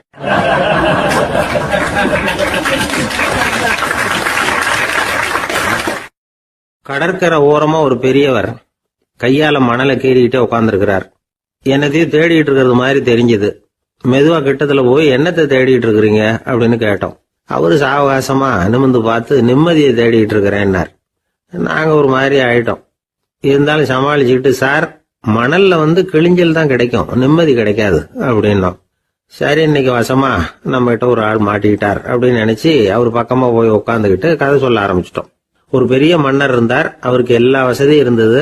இருந்தாலும் ஒரே ஒரு குறை, அது என்னன்னா நிம்மதி இல்லைங்கிற குறை. அரண்மனையில தினமும் கலை நிகழ்ச்சி நாட்டியம் எல்லாம் நடந்துகிட்டு தான் இருந்தது. இருந்தாலும் நிம்மதி இல்லை. சரி நிம்மதி எங்க கிடைக்கும் அப்படின்னு தேட ஆரம்பிச்சார். உடனே அதுக்கான முயற்சிகள்ல தீவிரமா இறங்கினார். நாட்டுல உள்ள தத்துவ மேதைகளை எல்லாம் கூப்பிட்டுட்டு வர சொன்னார். எல்லாரும் வந்து சேர்ந்தாங்க. அவங்கள பார்த்து நிம்மதி எங்க இருக்குது அப்படின்னு விசாரிச்சார். அவங்களுக்கு அது தெரிஞ்சா ஏன் இப்படி ராஜா முன்னாடி வந்து நின்றுட்டு இருக்க போறாங்க? ராஜாவோட கேள்விக்கு ஒவ்வொருத்தரும் ஒவ்வொரு மாதிரி விளக்கம் கொடுக்க ஆரம்பிச்சிட்டாங்க. எந்த பதிலும் ராஜாவுக்கு திருப்தி அளிக்கக்கூடிய அளவுக்கு இல்லை. சரி போயிட்டு வாங்கன்னு சொல்லி அவங்கள எல்லாம் அனுப்பி வச்சுட்டார். ஒரு நாள் அவர் மாளிகையில உப்பருகையில நின்றுட்டு இருக்கிறார். அந்த சமயத்துல தெருவுல ஒரு பிச்சைக்காரன் ரொம்ப உல்லாசமா பாட்டு பாடிக்கிட்டே போய்கிட்டு இருக்கிறான். குரல்ல ஒரு சந்தோஷம், நடையில ஒரு மிடுக்கு. அவன்கிட்ட கொஞ்சம் கூட கவலை இருக்கிறதா தெரியல. உடனே ராஜா அதை பார்த்தார். ஏவலாளிகளை கைதட்டி கூப்பிட்டார். உடனே ஓடி போய் அந்த பிச்சைக்காரனை இங்க அழைச்சிட்டு வாங்கன்னு உத்தரவு போட்டார். இவங்க உடனே ஓடி போய் அவனை கூப்பிட்டாங்க. அரண்மனைக்கு வாழ்ந்தாங்க. அவன் வரல. அரண்மனைக்குள்ள அடி எடுத்து வைக்க மாட்டேன்னு சொல்லிவிட்டான். ராஜா கிட்ட விஷயத்தை சொன்னாங்க. அவருக்கு ரொம்ப ஆச்சரியம், இப்படி ஒரு ஆள் இருக்கிறானா அப்படின்னு. சரி அவன் என்னதான் சொல்றான் அப்படின்னு விசாரிச்சார். இவங்க மறுபடியும் தெருவுக்கு போய் கேட்டாங்க. என்ன பார்க்கணும்னா ராஜா விருப்பப்பட்டாருன்னா அவரை வேணும்னா இங்க வர சொல்லுங்க அப்படின்னு சொல்லிவிட்டான். அதை ராஜா கிட்ட சொன்னாங்க. அவருக்கு கோபம் வரல. இவ்வளவு சுதந்திர உணர்வோடு இருக்கிறவன் சாதாரண ஆளா இருக்க முடியாது அப்படின்னு நினைச்சார். உடனே கிடுகிடுன்னு இறங்கி தெருவுக்கு வந்தார். பிச்சைக்காரங்கிட்ட போனார். நீ கவலைப்படாம சந்தோஷமா பாடிக்கிட்டு போறியே, அது எப்படி முடியுது உன்னால அப்படின்னு கேட்டார். ஏன் அப்படி கேக்குறீங்கன்னா அவன், அதுக்கு இல்ல, எனக்கு அரண்மனையில எவ்வளவோ சுகபோகங்கள்லாம் இருக்கு, இருந்தாலும் நிம்மதி இல்லை, இது ஏன்னு எனக்கு தெரியல இந்த தேசத்துல உள்ள அறிஞர்களை எல்லாம் கூப்பிட்டு கேட்டு பார்த்துட்டேன், அவங்களுக்கும் தெரியல. உன்னை கேட்டா தெரியும்னு நினைச்சேன், அதனாலதான் சந்திக்கிறதுக்கு ஆசைப்பட்டேன், ஆனா நீ வரமாட்டேன்னுட்டியே அப்படின்னார். பிச்சைக்காரன் கடகடன்னு சிரிக்க ஆரம்பிச்சுட்டான். மகிழ்ச்சிக்கும் உங்களுக்கும் தடையா இருக்கிறது இந்த மாளிகை தான். இதை விட்டுட்டு வெளியில வந்துட்டா நிம்மதி தேடிட்டு வந்துரும்னா. நான் அரசன், எனக்குன்னு கடமைகள் இருக்கு, அதையெல்லாம் விட்டுட்டு எப்படி வர முடியும்னார் ராஜா. ரெண்டும் ஒரே நேரத்துல கிடைக்கணுங்கிறது முடியாத காரியம். உங்க சுகபோகத்துக்கு விலையாதான் உங்க நிம்மதியை கொடுத்துக்கிட்டு இருக்கிறீங்க. என்ன பாருங்க, என்கிட்ட எதுவும் இல்ல, அதனால எதுவும் போயிடுமோங்கிற பயமும் இல்ல, நிம்மதியா இருக்கிறேன் அப்படின்னா அவன். ராஜா உடனே சந்தோஷப்பட்டு தன்னுடைய மேலங்கியை எடுத்து அவனுக்கு பரிசா கொடுத்தாராம். அவன் சிரிச்சுக்கிட்டே அதை வாங்க மாட்டேன்னு விட்டானான். இதை நீங்க எனக்கு கொடுக்கறதுனால எந்த பயனும் இல்லை, அதே நேரத்துல அதை வாங்கிட்டேன்னா அடுத்த வினாடியிலிருந்து அதை எப்படி காப்பாத்துறதுங்கிற கவலை எனக்கு வந்து சேர்ந்துரும், அப்புறம் தூக்கம் வராது, நிம்மதி போயிடும் அப்படின்னானா. சொல்லிவிட்டு அவன் பாட்டுக்கு சந்தோஷமா பாடிக்கிட்டே போயிட்டான். நிம்மதி எங்க இருக்குங்கிறதையும் ராஜா தெரிஞ்சுக்கிட்டார். அந்த இடத்துக்கு தன்னால போக முடியாதுங்கிறதையும் அவர் புரிஞ்சுக்கிட்டார். இப்படி இந்த கதைய அந்த கடற்கரையில மணலை கீறிக்கிட்டே உட்கார்ந்துருந்தார அந்த பெரியவர்கிட்ட சொல்லி முடிச்சோம். அவர் முகத்துல ஒரு தெளிவு தெரிஞ்சது. எங்களை நிமிர்ந்து பார்த்தார். ரொம்ப நன்றிங்க, இப்ப எனக்கு தெரிஞ்சு போச்சு, நிம்மதி வேணும்னா அதுக்கு என்ன பண்ணணும்னு இப்ப நல்லா புரிஞ்சுக்கிட்டேன் அப்படின்னார். என்ன புரிஞ்சுக்கிட்டீங்கன்னு கேட்டோம். இனிமே இந்த பக்கம் வந்தா உங்க கண்ணுல படாத இடமா பார்த்து உட்காரணும்னு புரிஞ்சுக்கிட்டேன் அப்படின்னார்.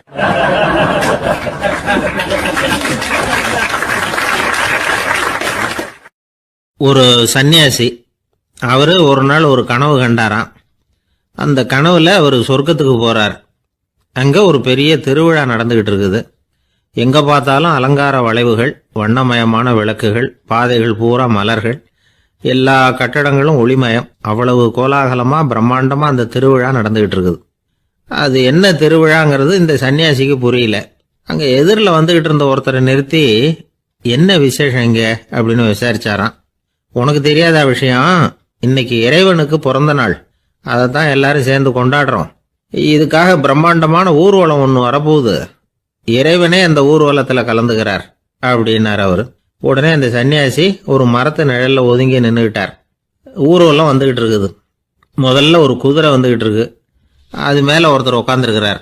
அவருக்கு பின்னாடி நிறைய பேர் கூட்டமா வந்துகிட்டு இருக்கிறாங்க.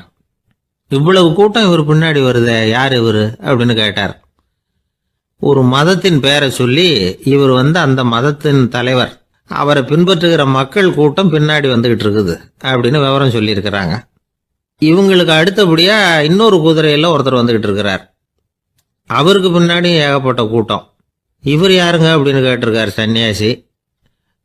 அங்க இருக்கிறவங்க விவரம் சொல்லியிருக்கிறாங்க. இன்னொரு மதத்தின் பெயரை சொல்லி, இவர் அந்த மதத்தினுடைய தலைவர், அவர் வழியை பின்பற்றுகிறவர்கள் அவர் பின்னாடி கூட்டமா வந்துகிட்டு இருக்கிறாங்க அப்படின்னு இருக்காங்க. இப்படி ஒவ்வொருத்தரா குதிரை மேல வந்துகிட்டே இருக்கிறாங்க. அவங்கள பின்பற்றியும் ஒவ்வொரு கூட்டம் வந்துகிட்டே இருக்குது. அந்த பெரிய ஊர்வலம் அது பாட்டுக்கு போய்கிட்டு இருக்குது. கடைசியா அது முடிஞ்சது ரொம்ப நேரம் கழிச்சு.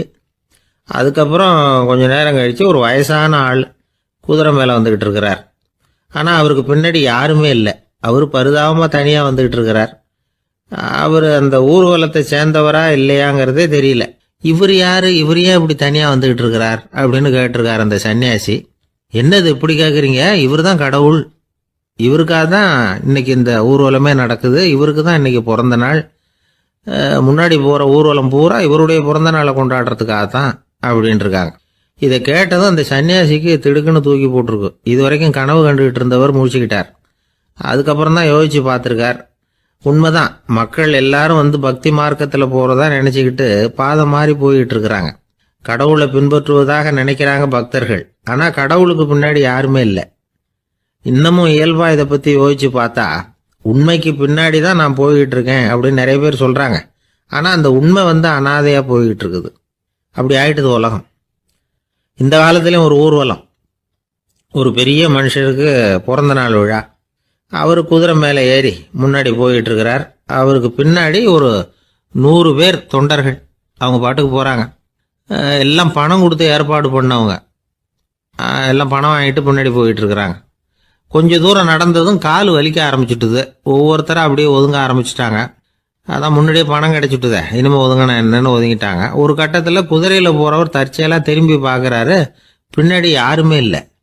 எல்லாரும் ஓடி போயிட்டாங்க. ஒரே ஒரு ஆள் மட்டும் ரொம்ப விசுவாசமா பின்னாடி நடந்து வந்துகிட்டு இருந்தான். ஏன்பா நீ மட்டும் வந்துகிட்டு இருக்கிறியே, நீ வீட்டுக்கு போகலையான்னு கேட்டிருக்காரு அவரு. நீங்க அந்த குதிரையையும் அதுக்குள்ள வாடகை பணத்தையும் கொடுத்துட்டீங்கன்னா நானும் போயிடுவேன் அப்படின்னு நானா இந்த ஆள்.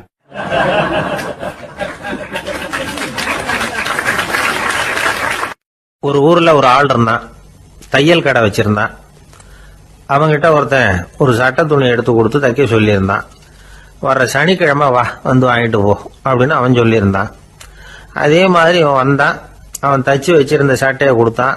இவன் வாங்கி அங்கேயே போட்டு பார்த்தான். கை நீளம் ஒண்ணுக்கு ஒண்ணு வித்தியாசமா இருந்தது. வலது கை இடது பக்கத்தை விட நீளம் குறைச்சலா இருந்தது. அவன் முணுமுணுக்க ஆரம்பிச்சுட்டான், என்ன இது இப்படி தைச்சுட்டியேன்னு. இதுக்கு அவன் சொன்னான், ஐயையோ இதுக்காகவா சங்கடப்படுறீங்க, வலது கையை மட்டும் கொஞ்சம் உள்ள இழுத்தாப்புல வச்சுக்கிட்டீங்கன்னா சரியா போகுது. மற்றபடி அந்த சட்டையில உள்ள கலை அம்சத்தை கவனிங்க, எவ்வளவு அற்புதமா தைச்சிருக்கேன் பாருங்க. ஒரு சின்ன குறைய இப்படிலாம் பொருட்படுத்த வேண்டியதில்லை. நான் சொன்னது மாதிரி கையை கொஞ்சம் உள்ள இழுத்தது மாதிரி வச்சுக்கிட்டு நடந்து போங்க, ஜோரா இருக்கும் அப்படின்னா. அவனும் யோசிச்சு பார்த்தான். சரியான யோசனையா தான் தோணுச்சு. கொஞ்சம் முயற்சி பண்ணி வலது கையை கொஞ்சம் உள்ள இழுத்து சட்டை சரியா இருக்கிறது மாதிரி பண்ணிட்டான். இப்ப மறுபடியும் ஒரு பிரச்சனை. வலது கையை உள்ள இழுத்த மாதிரி அப்படியே வச்சுக்கிட்டதும் முதுகு பக்கம் கொஞ்சம் துணி தளர்த்தியா தொங்குறது மாதிரி தெரிஞ்சது. என்ன இது முதுகு பக்கம் துணி குவிஞ்சுட்டுதே தொங்குதே அப்படின்னா மறுபடியும், அடடா இதுக்காகவா கவலைப்படுறீங்க, உடம்ப அதுக்கு தகுந்த மாதிரி கொஞ்சம் வளைச்சிக்கிட்டா சரியா போடுது. இதுக்காக அந்த அழகான தையலை பிரிச்சு அதுல உள்ள கலை அம்சத்தை கெடுக்கிறதுக்கு என் மனசு இடம் தரல. எவ்வளவுக்கு தளர்த்தியா இருக்கோ அவ்வளவுக்கு கொஞ்சம் உடம்ப வளைச்சி அப்படி குனிஞ்சது மாதிரி போங்க போதும் அப்படின்னா. அதுவும் நல்ல யோசனையா தான் பட்டுது இவனுக்கு. சரின்னு சொல்லிவிட்டு புறப்பட்டான். தெருவில் இறங்கினா, கையை கொஞ்சம் உள்ள இழுத்தான், உடம்ப கொஞ்சம் முன்னால வளைச்சான், சட்டைக்கு தகுந்த மாதிரி உடம்ப பண்ணிக்கிட்டான், மெதுவா நடந்து போறான். இப்போ எதிரில் இன்னொருத்தன் வரான். இவனை பார்க்கறான். இவன் போட்டிருக்கிற சட்டையை பார்க்கறான். ஆஹா அற்புதம்ங்கிறான். சும்மா சொல்லக்கூடாது, ரொம்ப நல்லா இருக்கு நிச்சயமா. இது இந்த ஊர் மேல தெருவில் இருக்கிற ஒருத்தன் இருக்கானே, அவன் தைச்சதா தான் இருக்கணும் அப்படின்னா. இதை கேட்டதும் அவனுக்கு ஆச்சரியம். எப்படி அவ்வளவு கரெக்டா கண்டுபிடிச்சிங்க அப்படின்னு கேட்டிருக்கான். இதுக்கு அந்த வழிபோக்கன்னு சொன்னானா, அவன் ரொம்ப கெட்டிக்காரன். உங்களை மாதிரி உடம்பும் கையும் வளைஞ்சு போன ஒரு ஆசாமிக்கு அவனை தவிர வேற யாராலேயும் இவ்வளவு பொருத்தமான ஒரு சட்டையை தைக்க முடியாது அப்படின்னானா. பாருங்க, அவனுக்காக இவன் அனுசரிக்க போய் இவனோட நிலைமை எப்படி ஆயிடுது பாருங்க. இதே மாதிரிதான் சில சடங்குகளும் சம்பிரதாயங்களும் நம்மளை கோமாளி ஆக்கி விட்டுரும். எதுவா இருந்தாலும் அதுல அறிவுபூர்வமான அணுகுமுறை அவசியம். ஒரு நர்ஸ் அவசரமா ஓடி டாக்டர் கிட்ட சொல்லிச்சான், டாக்டர் ஒரு தப்பு நடந்து போச்சு, 10ஆம் நம்பர் பெட்ல இருக்கிற பேஷண்ட்டுக்கு காலில் ஆபரேஷன் பண்றதுக்கு பதிலாக கையில ஆபரேஷன் பண்ணி விட்டீங்க. கை ஆபரேஷன் பண்ணிக்க வேண்டிய ஆள் 7ஆம் நம்பர் பெட்ல இருக்கார் அப்படின்னு தான். அதுக்கு ஒரு பதட்டப்படாம சொன்னாராம், பரவாயில்ல இவரை தூக்கி 7ஆம் நம்பர் பெட்ல போட்டுரு அப்படின்னாராம்.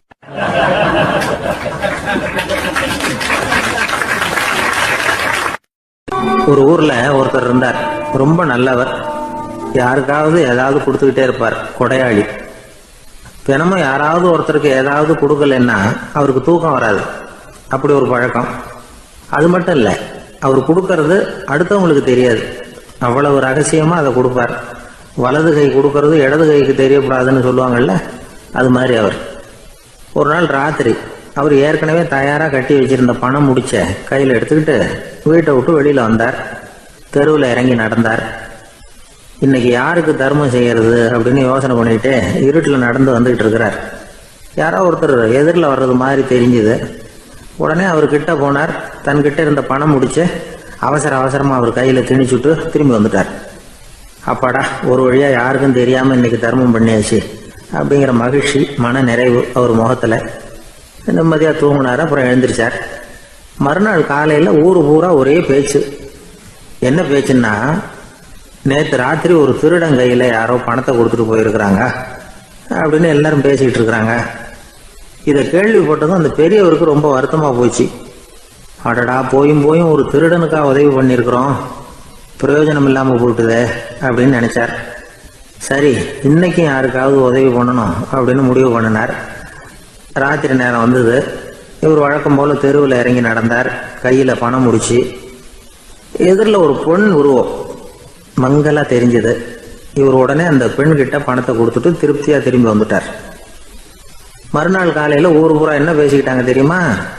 நேற்று ராத்திரி நெறி தவறி நடக்கிற ஒரு பெண்ணின் கையில யாரோ பணத்தை வச்சுட்டு போயிருக்கிறாங்க அப்படின்னு எல்லாரும் பேசிக்கிறாங்க. அடடா, இன்னைக்கும் தவறுதலா நடந்து போச்சு அப்படின்னு ஒரு வருத்தப்பட்டார். இருக்கட்டும், இன்னைக்கும் ஏதாவது தர்மம் பண்ணுவோம் அப்படின்னு நினைச்சுக்கிட்டாரு. 3வது நாள் ராத்திரியும் புறப்பட்டார். இப்பவும் எதிரில் ஒருத்தர் வந்தார். இவர் பணத்தை கொடுத்தார், திரும்பி வந்துட்டார். மறுநாள் மக்கள் என்ன பேசிக்கிட்டாங்கன்னா, நேற்று ராத்திரி ஒரு செல்வந்தர் கையில யாரோ பணத்தை கொடுத்துட்டு போயிருக்கிறாங்க அப்படின்னு பேசிக்கிட்டாங்களாம். அவருக்கு ரொம்ப வருத்தமா போயிட்டுது. என்ன இது தினம் இப்படி ஆகிட்டு இருக்குதே அப்படின்னு நினைச்சுக்கிட்டே படுத்து தூங்கினார். அன்னைக்கு ராத்திரி ஒரு கனவு. அந்த கனவுல இறைவன் வந்து சொன்னாராம், இதை பாருப்பா, நீ கொடுத்த தர்மம் வீணா போயிடல. உன்கிட்ட பணம் வாங்கின அந்த திருடன் திருந்திட்டான், அந்த பொண்ணும் திருந்திட்டா, அந்த செல்வந்தனும் கொடையாளி ஆயிட்டான், எல்லாருக்கும் உதவி பண்ண ஆரம்பிச்சுட்டான் அப்படின்னு சொன்னாராம். இந்த கதையை சொன்னவர் யாருன்னா நபிகள் நாயகம். இதுல உள்ள கருத்து என்னன்னா, நல்ல மனசோட தர்மம் பண்ணுனா அது வீணா போறதில்லை. இன்னொரு கருத்து, தர்மம் வந்து தன்னை மட்டுமல்ல அடுத்தவங்களையும் தீமையிலிருந்து காப்பாற்றும். இதுதான் நாம புரிஞ்சுக்க வேண்டியது. இந்த காலத்திலயும் இது மாதிரி சில சம்பவங்கள் நடக்கிறது உண்டு. ஒரு பெரியவர் இருட்டில் நடந்து வந்துகிட்டு இருந்தாரு. எதிரில் வந்த ஒருத்தன் வலுக்கட்டாயமா ஒரு கையை பிடிச்சி ஒரு பண முடிப்பை கொடுத்து வச்சுக்க சொல்லிவிட்டு விலகி போயிட்டான். பெரியவருக்கு ஆச்சரியம், இந்த காலத்திலயும் இப்படி வலது கை கொடுக்கறது இடது கைக்கு தெரியக்கூடாதுன்னு நினைக்கிற கொடையாளிகள் உண்டு போல இருக்கு அப்படின்னு யோசனை பண்ணிக்கிட்டே நடந்தார். கொஞ்ச தூரம் போயிருப்பாரு. அதுக்குள்ள அதே ஆள் திரும்பி வந்தான். கொடுத்த பண முடிப்பை திருப்பி கொடுங்க அப்படின்னு கேட்டு வாங்கிட்டான். இவருக்கு ஒன்றும் புரியல. ஏன் இப்படி பண்றேன்னார். அது ஒன்றும் இல்லைங்க, கொஞ்ச நேரம் இதை உங்ககிட்ட கொடுத்து வச்சிருந்தேன், அவ்வளவுதான் அப்படின்னா. ஏன்னு கேட்டார். என்னை பின்னாடி போலீஸ் தேடிக்கிட்டு வந்துகிட்டு இருக்குது, அதுதான் அப்படி பண்ணேன். இப்போ போயிட்டுது, இனிமே ஒன்றும் பயம் இல்லை அப்படின்னு சொல்லிவிட்டு அவன் பாட்டுக்கு நடந்து போறான்.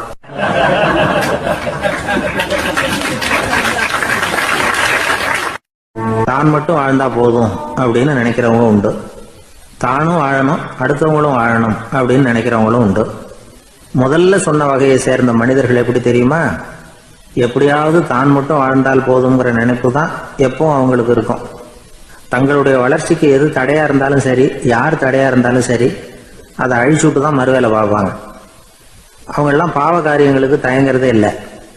அப்படிப்பட்ட வாழ்க்கை அவங்களுக்கே இடைஞ்சல அமைஞ்சு விடுறது உண்டு. அதை விளக்கறதுக்கு ஒரு கதையும் உண்டு. ஒரு ஊர்ல அப்படிப்பட்ட ஆள் ஒருத்தன் இருந்திருக்கான்.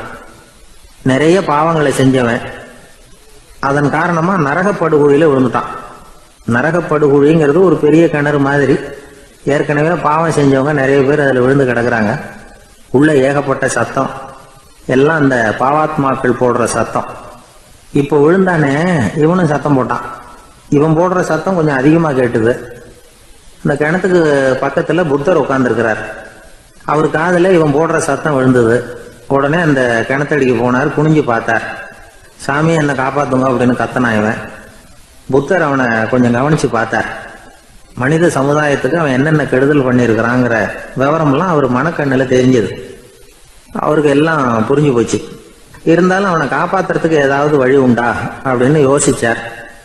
அவன் தன்னுடைய வாழ்நாளில் ஏதாவது நல்லது செஞ்சிருக்கானா அப்படின்னு பார்த்தார். ஒரே ஒரு சமயம் அவன் தன்னுடைய காலடியில மிதிபட இருந்த சிலந்தியை மிதிக்காமல் தாண்டி போயிருக்கிறான். இந்த ஒரு காரியத்துக்காக அவனை கரையேற்ற முடியுமா அப்படின்னு நினைச்சார். அவ்வளவுதான். உடனே அவர் கையில ஒரு சிலந்தி வந்து உட்கார்ந்துதான். அதுகிட்ட இருந்து நூல் இழை வெளிவர ஆரம்பிச்சது. அந்த நூல் இழை கிணற்று ஆழம் வரைக்கும் அப்படியே நீண்டுகிட்டே போச்சான். புத்தர் பார்த்தார். இந்த நூலை பிடிச்சுக்கிட்டு மேலே ஏறி வா அப்படின்னார். என்னங்க சொல்றீங்க, இந்த சிலந்தி நூல் என்ன தாங்குமான்னு கத்தனான். எல்லாம் தாங்கும், அதை பிடிச்சிக்கிட்டு ஏறி வா அப்படின்னார். சந்தேகத்தோடவே அவன் அந்த நூல் இழைய பிடிச்சி இழுத்து பார்த்தா ரொம்ப வலுவா இருந்தது. அவனுக்கு ஆச்சரியம். அதை பிடிச்சிக்கிட்டே மெதுவா மேல ஏறி வர ஆரம்பிச்சுட்டான். பாதி தூரம் ஏறி வந்திருப்பான். அப்ப அவன் காலுக்கு கீழே ஏதோ சத்தம். என்னன்னு குனிஞ்சு பார்க்கறான். கீழே கிடந்தவங்க சில பேரும் அந்த நூலை பிடிச்சி மேல வந்துகிட்டு இருக்கிறாங்க. இவனுக்கு கோபம் வந்துட்டுது. தன்னுடைய இடுப்புல வச்சிருந்த கத்தியை எடுத்து தன்னுடைய காலுக்கு கீழே நூல் இழையை அப்படியே வெட்டி விட்டுட்டான். இனிமே நாம மட்டும்தான் மேலே ஏறி வந்துடணும் அப்படின்னு நினைச்சுக்கிட்டான். ஆனா நடந்தது என்ன தெரியுமா? மொத்த நூல் இழையும் அப்படியே அருந்து கீழே விழுந்துட்டுது. அவனும் பொத்துன்னு கீழே விழுந்துட்டான். மறுபடியும் கத்த ஆரம்பிச்சுட்டான். ஏற்கனவே அவன் செஞ்சிருந்த ஒரு சிறு கருணை அந்த நூல் இழைக்கு உறுதியை கொடுத்தது. இப்போ அவன் செஞ்ச பாவம் அந்த நூல் இழைய வலுவிழக்க செஞ்சுட்டுது. அடுத்தவங்களும் வாழணுங்கிற எண்ணம் அவனுக்கு இருந்திருந்தா இப்போ அவனும் கரையேறி வந்திருப்பான், மற்றவங்களும் சௌக்கியமா வந்து சேர்ந்திருப்பாங்க. அதனால நாமும் வாழணும், அடுத்தவங்களும் வாழணும் அப்படின்னு நினைக்கிறவன் வாழ்க்கையில சீக்கிரம் முன்னுக்கு வந்துடுவான். ஒருத்தன் ஒரு டாக்டர் கிட்ட போனான், மருந்து வாங்கினான், வாங்கி கொண்டாந்து பேசாம வச்சுட்டான், சாப்பிடல. அப்புறம் எதுக்காகப்பா போய் அவர்கிட்ட மருந்து வாங்கினேன் அப்படின்னு கேட்டாங்க. டாக்டர் வாழணும் இல்லையா, அதனாலதான் அப்படின்னா. அவர் கொடுத்த மருந்து நீ ஏன் சாப்பிடல அப்புறம் அப்படின்னு கேட்டாங்க. நான் வாழணும் இல்லையா, அதுக்காக தான் அப்படின்னா.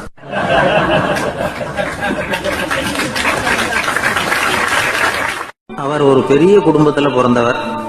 இருக்கிற சொத்துக்கள் எல்லாத்தையும் வாரி வழங்கி விட்டு காட்டுக்கு புறப்பட்டார் தவம் செய்யறதுக்காக. இருந்தது ஊராவும் கொடுத்துட்டார். இனிமே எதுவுமே இல்லை கொடுக்கறதுக்கு. அப்போ கடைசியா ஒருத்தன் வந்து கையை நீட்டினானா, ஐயா ஏதாவது கொடுங்கன்னு இருக்கான்.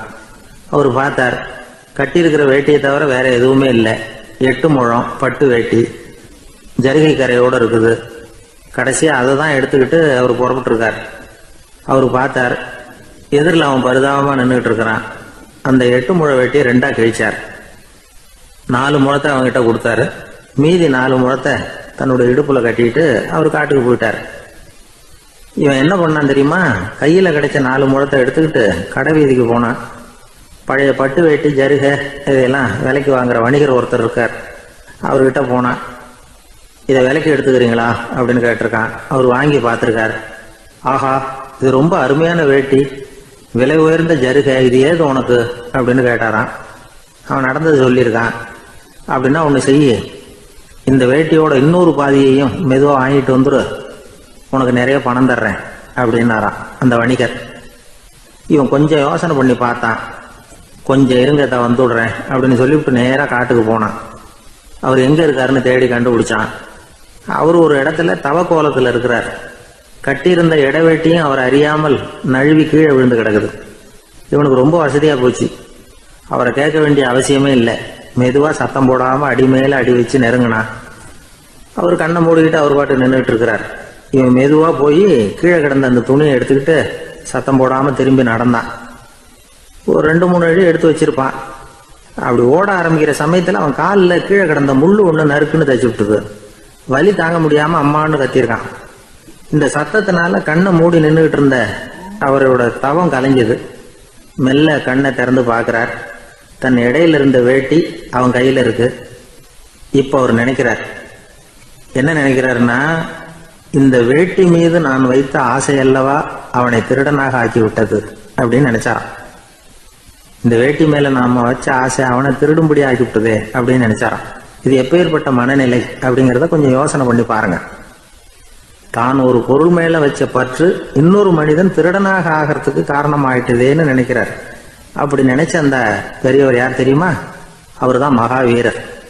இழந்துட்டேங்கிறிய, நீ என்னத்தை கொண்டுகிட்டு வந்த எங்க இழந்துடுறதுக்கு? நீ என்னத்தை உண்டாக்குன இது அழிஞ்சுட்டுதுன்னு சொல்றதுக்கு? இதுதான் அவருடைய சிந்தனை.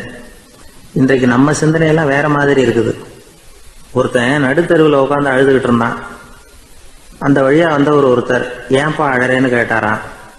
5 ரூபா சார், இந்த இடத்துல விழுந்துட்டுது, ரொம்ப நேரமா தேடுறேன், கிடைக்காது போல இருக்கு அப்படின்னு சொல்லிவிட்டு அழறான்.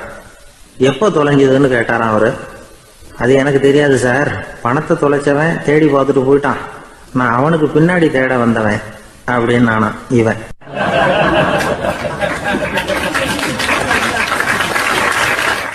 ஒரு ஊர்ல ஒரு ஆள் இருந்தான். அவன் ஒரு நாள் கோயிலுக்கு போனான். கடவுள்கிட்ட வேண்டிக்கிட்டான், எனக்கு ஒரு 1,00,000 ரூபா நீ கொடுத்தா நான் உன் சன்னதியில் ஒரு தேங்காய் உடைக்கிறேன் அப்படின்னு வேண்டிக்கிட்டான். கடவுள் பார்த்தார். உடனே அவன் கண் முன்னாடி தோன்றினார். இந்தா நீ கேட்ட 1,00,000 ரூபாய் அப்படின்னு சொல்லி அவன் கையில் பணத்தை கொடுத்துட்டு மறைஞ்சிட்டார். இவனால் நம்பவே முடியல. இவ்வளவு சுலபமாக கிடைக்கும்னு தெரிஞ்சிருந்தா அனாவசியமாக ஒரு தேங்காய் உடைக்கிறேன்னு வேண்டியிருக்க வேண்டியது இல்லையே அப்படின்னு நினச்சான். இருந்தாலும் வேண்டுதலை நிறைவேற்ற வேண்டியது கடமை. அதுக்காக என்ன பண்ணால் பக்கத்தில் ஒரு கடைக்கு போனான். ஒரு தேங்காயை கையில் எடுத்தான். இது என்ன விலைன்னு கேட்டான். 5 ரூபான்னார் கடையில் இருந்தவர். அதிகமாக இருக்குதே விலைன்னா. அப்படின்னா ஒன்று செய்யுங்க, அடுத்த ஊருக்கு போங்க, அங்கே தென்னந்தோப்பு அதிகம், அதனால் அங்கே இதை விட குறைஞ்ச விலைக்கு கிடைக்கும் அப்படின்னார். சரின்னு அடுத்த ஊருக்கு கிளம்புனான். அங்கே போய் விசாரித்தான். ஒரு தேங்காய் 3 ரூபாய் விலைன்னாங்க. இதுவும் அதிகமாக தெரியுதேன்னா. அப்படின்னா ஒன்று செய்ய, அதுவும் அந்த ஆற்று ஓரமாக ஒரு தென்னை மரம் இருக்கு பார், அதில் நீயே ஏறி பறிச்சுக்கோ, ஒரு தேங்காய்க்கு 1 ரூபா கொடுத்தா போதும் அப்படின்னார் அந்த தோப்புக்கு சொந்தக்காரரு. இவனுக்கு மரம் ஏற தெரியாது, இருந்தாலும் ஆசை யாரை விட்டுது, விலை சல்லிசாக இருக்குதே. ஆற்று ஓரம் போனால் தட்டு தடுமாறி அந்த மரத்தில் ஏறினா அந்த தென்னை மரம் வளைஞ்சி ஆற்று பக்கம் போய் அப்புறம் நிமிர்ந்து இருந்தது. அதாவது மரத்தின் உச்சி சரியாக ஆற்றுக்கு நடுவில் இருந்தது. ஆற்றுல வெள்ளம் கரபுரண்டு ஓடிக்கிட்டு இருக்கு. இவன் கடவுள் கொடுத்த 1 லட்சம் ரூபாயை மடியில் வச்சு இறுக்கி கட்டிக்கிட்டான். உச்சிக்கு போய் காய் பறிக்கிற சமயத்தில் காற்றும் மழையும் பலமாக கலந்து அடிக்க ஆரம்பிச்சுட்டுது. கால் வழுக்கி விட்டுட்டுது. இவன் சடார்னு ஒரு தென்னை மட்டையை பிடிச்சிக்கிட்டு தொங்க ஆரம்பிச்சிட்டான். கீழே பயங்கரமான வெள்ளம், மடியில் 1 லட்சம் ரூபா பணம், என்ன செய்யறதுன்னு தவிக்கிறான். இந்த சமயம் கரையில் ஒரு யானை பாகன் யானையை குளிப்பாட்டிக்கிட்டு இருக்கிறான். அது அவன் கண்ணில் பட்டது. ஐயா ஒரு உதவின்னு கத்துனான். அவன் என்ன செய்யணும்னு கேட்டான். உன் யானையை மெதுவாக இங்கே அழைச்சிட்டு வா, எனக்கு நேராக கீழே நிறுத்து, என் காலை பிடிச்சி மெதுவாக கீழே இறக்கி விட்டுரு, என் மடியில் இருக்கிற பணத்தில் உனக்கு 10,000 ரூபா தரேன் அப்படின்னா. அவன் பார்த்தான். காலை கையை பிடிச்சா கூட எவனும் இந்த காலத்தில் 10 ரூபாய்க்கு மேலே தரமாட்டேங்கிறான், இவன் காலை பிடிச்சா 10,000 தர்றேங்கிறான் அப்படின்னு யோசனை பண்ணான். உடனே யானையை கொண்டுட்டு போனான். அவனுக்கு நேராக கீழே நிறுத்தினான். அவன் காலை பிடிச்சான். அவ்வளவுதான். அந்த நேரம் பார்த்து யானை மெதுவாக நடந்து அப்பால் போட்டுது. இப்போ யானை பாகன் அவன் காலை கெட்டியாக பிடிச்சிக்கிட்டு தொங்குறான். பரிதாபமாக மேலே பார்க்குறான். அவன் மட்டையை பிடிச்சிக்கிட்டு தொங்குறான். இப்போ யானை பாகன் சொல்கிறான், தம்பி மட்டையை விட்டுறாத, கெட்டியாக பிடிச்சிக்கோ, நான் உனக்கு 10,000 ரூபா தரேன், இதோ மடியில் தான் வச்சுருக்கேன்னா. மேலே தொங்குறவனுக்கு இந்த நிலைமையிலேயும் ஒரு சந்தோஷம், மேற்கொண்டு ஒரு 10,000 ரூபா நமக்கு கிடைக்கும் போல இருக்கே அப்படின்னு. இந்த சமயத்தில் ஒருத்தன் ஒட்டகத்தை ஓட்டிகிட்டு வந்தான் அந்த பக்கமாக குளிப்பாட்டுறதுக்கு. யானை பாகம் பார்த்துட்டான். ஐயா ஒட்டகக்காரரே, அதை இங்கே கொண்டுட்டு வா, எங்கள் காலை பிடிச்சி பத்திரமா இறக்கி விடு, நாங்கள் பணம் கொடுக்குறோம்னா. அவனும் பணத்துக்கு ஆசைப்பட்டு வந்தான். அவன் காலை பிடிக்கிற சமயம் ஒட்டகமும் நழுவி போட்டுது. இப்போ 3 பேருமே வரிசையாக தொங்குறாங்க. ஒட்டகக்காரன் கத்துறான், தம்பி மட்டையை விட்டுறாத, கெட்டியாக பிடிச்சிக்கோ, நான் என் மடியில் இருக்கிற 5,000 உனக்கு தந்துடுறேன்னா. மேலே தொங்குறவனுக்கு இன்னமும் சந்தோஷம், இவனும் பணம் தர்றேங்கிறான், அப்படின்னா இன்னைக்கு நமக்கு மொத்த பண வரவு எவ்வளவு அப்படின்னு ஒவ்வொன்றா கூட்டி பார்க்க ஆரம்பித்தான். மனக்கணக்கு சரியாக வரல. அதனால் அப்படியே விரலை விட்டு எண்ண ஆரம்பித்தான். அவ்வளவுதான். மட்டையை விட்டுட்டு கை நழுவி வந்துட்டுது. 3 பேரும் பொத்துன்னு ஆற்றுல விழுந்தாங்க. படாத பாடுபட்டு தட்டு தடுமாறி கரைக்கு வந்து சேர்ந்தாங்க. 3 பேர் மடியில் இருந்த பணமும் ஆற்றோட போட்டுது. பேராசை பெருநஷ்டம் அப்படின்னு ஒரு பழமொழி இருக்குல்ல, அதை விளக்கறதுக்காக சொல்லப்பட்ட கதை இது. இந்த காலத்தில் ஒருத்தர் ஒரு நீச்சல் குளத்தில் நீச்சல் அடிச்சுக்கிட்டு இருக்கிறார். காவலுக்கு இருந்தவர் அதை கவனிச்சுட்டார். கரையிலேருந்து சத்தம் போட்டாராம், இதோ பாருங்க, இங்கே ராத்திரி 8 மணிக்கு மேலே நீச்சல் அடிக்கிறது சட்டப்படி குற்றம், அதுக்கு அனுமதி கிடையாது, தெரியாதா உங்களுக்கு அப்படின்னாராம். இதுக்கு அவரு, ஐயையோ நான் நீச்சல் அடிக்க வந்தவன் இல்லைங்க, சும்மா சுற்றி பார்க்க வந்தவன், தடுமாறி குளத்தில் விழுந்துட்டேன், நீச்சல் தெரியாது, அதனால் தத்தளிச்சுக்கிட்டு இருக்கிறேன் அப்படின்னு கத்துனாராம். கரையில் இருந்தவர் பார்த்தார். ஓ அப்படின்னா சரி, அதுக்கு ஒன்றும் தடை இல்லை அப்படின்னு சொல்லிவிட்டு அவர் பாட்டுக்கு நடந்து போயிட்டாராம்.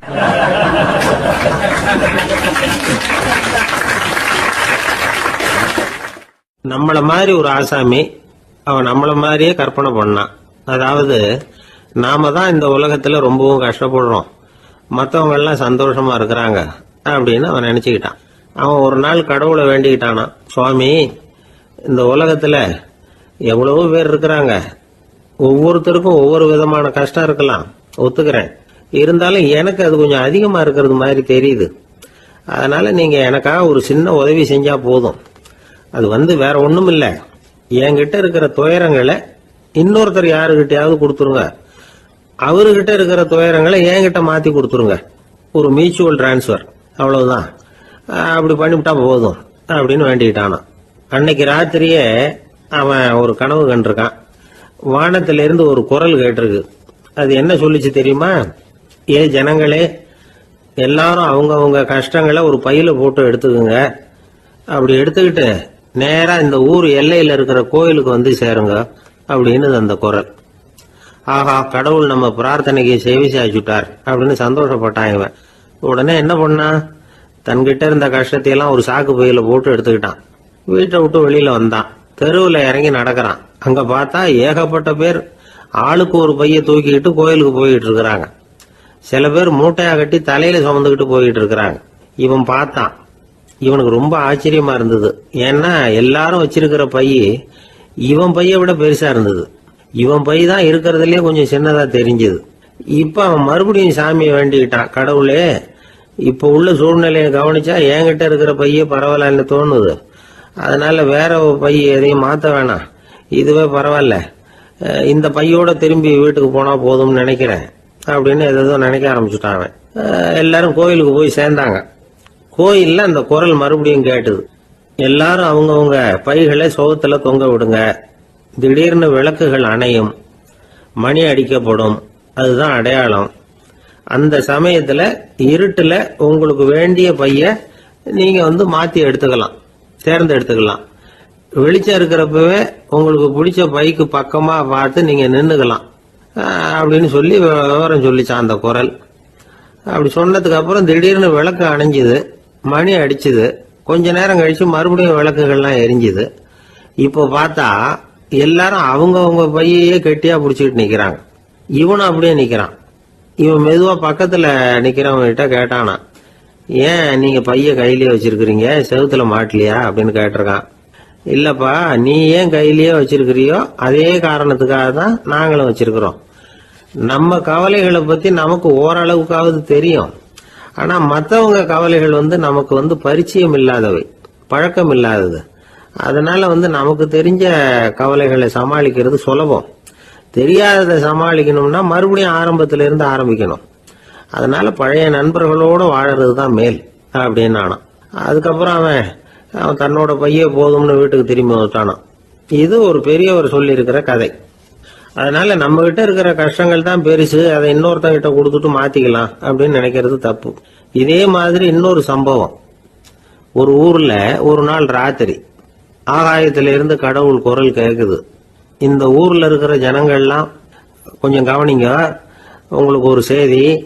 அதாவது இங்க இருக்கிற ஜனங்கள்லயே கொஞ்சம் கூட கவலையே இல்லாத ஆள் யாருன்னு எனக்கு தெரியணும். அதனால எல்லாரும் அவங்க கவலைகளை ஒரு பையில போட்டு எடுத்துக்கிட்டு கோயிலுக்கு வாங்க அப்படின்னாரு கடவுள். உடனே வரிசையா எல்லாரும் வர ஆரம்பிச்சாங்க. எல்லார் கையிலயும் பை இருந்தது, சின்னதும் பெருசுமா. கவலையே இல்லாத ஆள் யாருன்னு தேடினார் கடவுள்.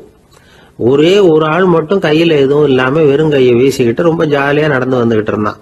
கடவுள் அவங்க கிட்ட போனார். ஏன்பா, உனக்கு கவலையே இல்லையா அப்படின்னு கேட்டார். எனக்கும் சில கவலைகள்லாம் உண்டு அப்படின்னு அவன். எங்க அதெல்லாம்னு கேட்டிருக்காரு கடவுள். பின்னாடி லாரியில வந்துகிட்டு இருக்கு அப்படின்னு அவன்.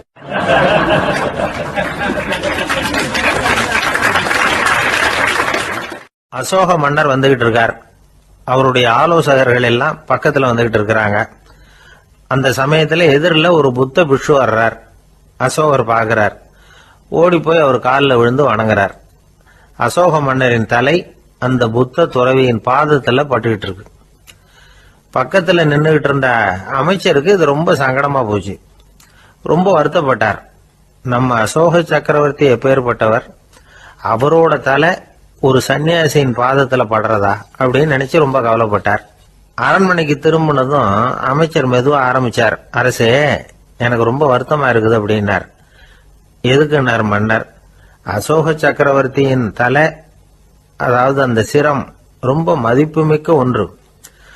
அது ஒரு சன்னியாசியின் காலில் படலாமா அப்படின்னார். அசோகர் பதில் சொல்லல, சிரிச்சார், போயிட்டார். அதுக்கப்புறம் ஒரு சரியான சந்தர்ப்பத்துக்காக காத்துக்கிட்டு இருந்தார். ஒரு நாள் அமைச்சரை கூப்பிட்டார். எனக்கு 3 தலைகள் வேணும் அப்படின்னார். சொல்லுங்க, கொண்டுகிட்டு வரேன் அப்படின்னார் அமைச்சர். அசோகர் சொன்னார், முதல்ல எனக்கு தேவையானது ஒரு ஆட்டின் தலை, 2வது ஒரு புலியின் தலை, 3வது ஒரு மனிதனின் தலை. இதுதான் அசோகர் கேட்டது. எங்க இருந்தாலும் கொண்டு வாங்கன்னார். அமைச்சர் புறப்பட்டார். ஆட்டுத்தலை, புலித்தலை கிடைச்சிட்டுது. அப்புறமா ஒரு சுடுகாட்டுக்கு போய் ஒரு மனித தலையும் சேகரம் பண்ணிட்டு ராஜா கிட்ட வந்துட்டார். அரசே, உங்கள் ஆணைப்படி 3 தலைகளையும் கொண்டு வந்திருக்கிறேன்னார். அசோகர் பார்த்தார். ரொம்ப நல்லது, இப்ப இது 3ஐயும் எடுத்துக்கிட்டு போய் சந்தையில வித்துட்டு வாங்க அப்படின்னார். அமைச்சர் அதுகளை எடுத்துக்கிட்டு சந்தைக்கு போனார். முதல்ல ஆட்டுத்தலை நல்ல விலைக்கு வித்து போச்சு. நல்ல விலை கொடுத்து வாங்கிட்டு போட்டாங்க. அடுத்தபடியா புலி தலைய ஒருத்தர் வாங்கிட்டார். அதை பாடம் பண்ணி வீட்டுல மாட்டி வைக்கலாமே அப்படின்னு நினைச்சு அதையும் வாங்கிட்டு போட்டார். மனித தலையை மட்டும் வாங்கறதுக்கு யாரும் முன் வரல. எல்லாரும் அதை பார்த்துட்டு விலகி போக ஆரம்பிச்சாங்க. அமைச்சர் திரும்பி வந்தார். அரசே, இந்த தலையை மட்டும் யாரும் வாங்க மாட்டேங்கிறாங்க அப்படின்னார். சரி, பரவாயில்ல, இதை இலவசமாவே எனாமாவே யாருக்கிட்டையாவது கொடுத்துட்டு வந்துருங்க அப்படின்னார். அமைச்சர் மறுபடியும் சந்தைக்கு போனார். இதை இலவசமா தரேன், இதை வாங்கிக்கோங்க அப்படின்னார். அப்பவும் அதை யாரும் வாங்கிக்கிறதுக்கு தயாரா இல்லை. மறுபடியும் திரும்பி வந்து மன்னர்கிட்ட விவரத்தை சொன்னார். இப்ப மன்னர் சொல்றார், அமைச்சரே, உயிர் இருக்கிற வரைக்கும் தான் இந்த தலைக்கு மதிப்பு. ஜீவன் போனதுக்கு அப்புறம் அதோட மதிப்பும் போயிடுது. அதனால மதிப்பு இருக்கும் பொழுதே பெரியவர்கள் பாதம் பணிந்து அந்த புனிதத்தை பெற்றுக்கொள்ளணும் அப்படின்னார். பணிவுங்கிறது வேற, அடிமைத்தனம்ங்கிறது வேற. பெரியவர்களை பணிவது நமக்கு பெருமை தரக்கூடிய விஷயம். இதை மனசுல வச்சுக்கிட்டு எப்போ காலில் விழணும், எப்போ காலில் விழக்கூடாது அப்படிங்கறத முடிவு பண்ணிக்கணும். ஒரு சாதாரண ஆள் நடந்து வந்துகிட்டு இருந்தார். எதிரில் வந்த ஒரு பெரிய மனுஷன் ஓடி போய் அவர் காலில் விழுந்து தன்னுடைய தலையை அவர் பாதத்துல கொண்டு போய் வச்சார். கொஞ்ச நேரம் கழிச்சு எழுந்திரிச்சு வந்துட்டார். வந்த பிறகு இவரை கேட்டேன், ஏன் திடீர்னு ஓடி போய் அந்த ஆளு காலில் விழுந்தீங்க அப்படின்னு. அவர் போட்டிருக்கிறது என்னோட காணாம போன செருப்பான்னு கண்டுபிடிக்கிறதுக்காக அப்படி விழுந்தேன் அப்படின்னார்.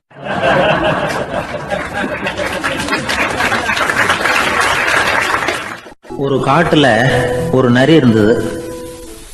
ஒரு நாள் காலை நேரம் அது தன்னுடைய இருப்பிடத்திலிருந்து வெளியில வந்தது. கொஞ்ச தூரம் நடந்து வந்தது. அப்பதான் அது தன்னோட நிழலை கவனிச்சு பார்த்தது. பார்த்தா அது ரொம்ப நீளமா பெருசா இருக்குது. காலை நேரத்துல நிழல் அப்படித்தானே இருக்கும். ஆனா அந்த நரிக்கு அந்த விஷயம் தெரியல. தன்னுடைய நீண்ட பெரிய நிழலை பார்த்து ஆச்சரியப்பட்டது. ஆஹா, நாம இவ்வளவு பெருசாவா இருக்கிறோம் அப்படின்னா என்னுடைய காலை சாப்பாட்டுக்கு ஒரு யானை இல்லைன்னா ஒரு ஒட்டகம் கிடைச்சாதான் சரியா இருக்கும் போல இருக்கு அப்படின்னு முடிவு பண்ணிட்டுது. உடனே ஒரு யானை அல்லது ஒட்டகத்தை தேடி அலைஞ்சது, எங்க கிடைக்கும்னு. கிடைக்கவே இல்லை. மத்தியானம் 12 மணி ஆயிட்டுது. பசியோட அலையுது. இப்ப தன்னோட நிழலை பார்த்தது. அது மத்தியான நிழல் எப்படி இருக்கும், அது ரொம்பவும் குறுகி போய் தெரிஞ்சது. உடனே அந்த நரி என்ன நினைச்சுக்கிட்டு தான் தெரியுமா, காலை ஆகாரம் சாப்பிடாததுனால நம்ம உடம்பு இப்படி அழிச்சு போட்டுதே அப்படின்னு நினைச்சுக்கிட்டு தான். கொஞ்ச நேரம் கழிச்சு மறுபடியும் தன்னுடைய நிழலை பார்க்குது. அது இன்னமும் குறுகி போய் காலடியிலேயே வந்துட்டுது. அதுக்கு பயமா போயிடுது. ஐயோ, இன்னும் கொஞ்ச நேரத்துல நாம இறந்துருவோம் போல இருக்க. இப்ப என்ன செய்யறது? இந்த சமயத்துல ஒரு எறும்பு கிடைச்சா கூட போதும், அதை நம்ம காலை ஆகாரமா நினைச்சு சாப்பிட்டுள்ளாமே அப்படின்னு நினைச்சுதான். நம்முடைய நிழல் கூட நம்மள மாதிரியே தான் அடிக்கடி மாறிக்கிட்டே தான் இருக்குது. அது எப்பவும் ஒரே மாதிரி இருக்கிறது இல்ல. மனிதனுக்கு ஏற்படுகிற தன்முனைப்பு இருக்கு பாருங்க, ஈகோ, அது கூட ஒரு நிழல் மாதிரி தானா. அப்படி நினைக்க ஆரம்பிச்சுட்டா அதனால ஏதும் பிரச்சனை வராதான். தன்முனைப்பை நிழல் போலவே ஏற்றுக்கொள்ளுங்கள் அப்படிங்கிறது பெரியவங்க கருத்து. ஒரு காரியத்தை வெற்றிகரமா நல்ல விதமா செஞ்சு முடிக்கிறோம்னு வச்சுக்கோங்க. அந்த சமயத்துல ஒரு வித நுட்பமான தற்பெருமை நமக்குள்ள உண்டாகுது. இது இயற்கையானது, அதனால இது மேல பற்று வைக்கக்கூடாது. அப்படி வைக்க ஆரம்பிச்சுட்டா அந்த தற்பெருமை ஒரு நிரந்தர விருந்தாளியா நம்ம கிட்ட தங்கிக்கும். நம்ம நிழல் எப்படின்னு பாருங்க, நாம நடக்கும்பொழுது நம்ம பின்னாடியே வரும். தன்முனைப்பையும் அப்படியே நினைச்சுக்குங்க. நிழல் யாருக்கும் எந்த பிரச்சனையையும் உண்டாக்குறது இல்லை. ஆனா அந்த நிழலை கண்டே நாம பயப்பட ஆரம்பிச்சுட்டா நாம எதுலையும் வெற்றி காண முடியாது. நிழலோட சண்டை போடக்கூடாது. அது மாதிரி தன்முனைப்போடவும் நாம சண்டை போட வேண்டியதில்லை. இல்லாத ஒன்றோடு சண்டை போடுறது எப்படின்னா, அது இருட்டோட சண்டை போடுறது மாதிரி. நாம நிழல் கிடையாது, நம்ம கிட்ட இருக்கிற தன்முனைப்பு ஒரு நிழல். நம்ம நிழலையும் நமக்கு சமமா பாக்குறோம் பாருங்க, அங்கதான் சிக்கலே ஆரம்பம். இப்போ நாம நடந்து போய்கிட்டு இருக்கிறோம். நம்ம நிழல் தரையில விழுது. யாரோ ஒருத்தர் நம்ம நிழல் மேல காலை வச்சு நடந்து போறார். உடனே அவர்கிட்ட சண்டைக்கா போறோம், ஏண்டா என் நிழலை மிதிச்ச அப்படின்னு. நமக்கு தெரியும் அது நிழல் தாங்கிறது. அவர் உங்க மேல நடக்கல, உங்களுடைய நிழல் மேலதான் நடக்கிறார். அது மாதிரி உங்க தன்முனைப்பின் மேல யாராவது நடந்தா உங்களை அவமானப்படுத்துறதா நினைக்கிறீங்க. காரணம் நாமளும் நம்ம தன்முனைப்பும் ஒண்ணுங்கிற நினைப்பு தான் காரணம், மற்றபடி வேற ஒண்ணும் கிடையாது. நம்ம நிழல் மேல நடக்கிறவர் நம்மளை காயப்படுத்துறது இல்ல. தன்முனைப்பை வேண்டாத ஒன்னாவும் பார்க்க வேண்டியதில்லை. அது இயற்கை. நிழலை உங்க முன்னாடி வைக்க வேணாம், அது உங்க பின்னாடியே இருக்கட்டும். நிழலின் நிழலாகி விடாதீர்கள், நீங்கள் நீங்களாகவே இருங்கள். இதுதான் சான்றோர் சிந்தனை. ஒரு பேருந்துல ஒரே நெரிசல். ஒருத்தர் பக்கத்துல நின்றுகிட்டு இருந்தவர்கிட்ட ரொம்ப பணிவா விசாரிச்சார், ஏன் சார் நீங்க ஏதாவது பெரிய உத்தியோகத்துல இருக்கிறீங்களா அப்படின்னார். அப்படிலாம் ஒண்ணும் இல்லைங்கன்னார் அவரு. அப்படின்னா வேற ஏதாவது அரசியல்ல பெரிய பதவியில் இருக்கிறீங்களா அப்படின்னு கேட்டார். அதுவும் இல்லைங்கன்னார். சரி, பணமாவது அதிகமா வச்சிருக்கீங்களா அப்படின்னு கேட்டார். அப்படிலாம் ஒன்றும் கிடையாது சார்னார் அவரு. அப்புறம் எதுக்குடா என் காலை மிதிச்சுக்கிட்டு இருக்கிற, எடுறா காலை அப்படின்னாராம் இவர்.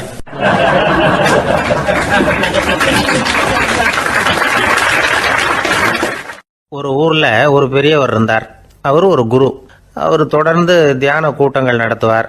அந்த கூட்டத்துல கலந்துக்கிறதுக்காக பல ஊர்கள்ல இருந்து சீடர்கள் நிறைய பேர் வருவாங்க போவாங்க.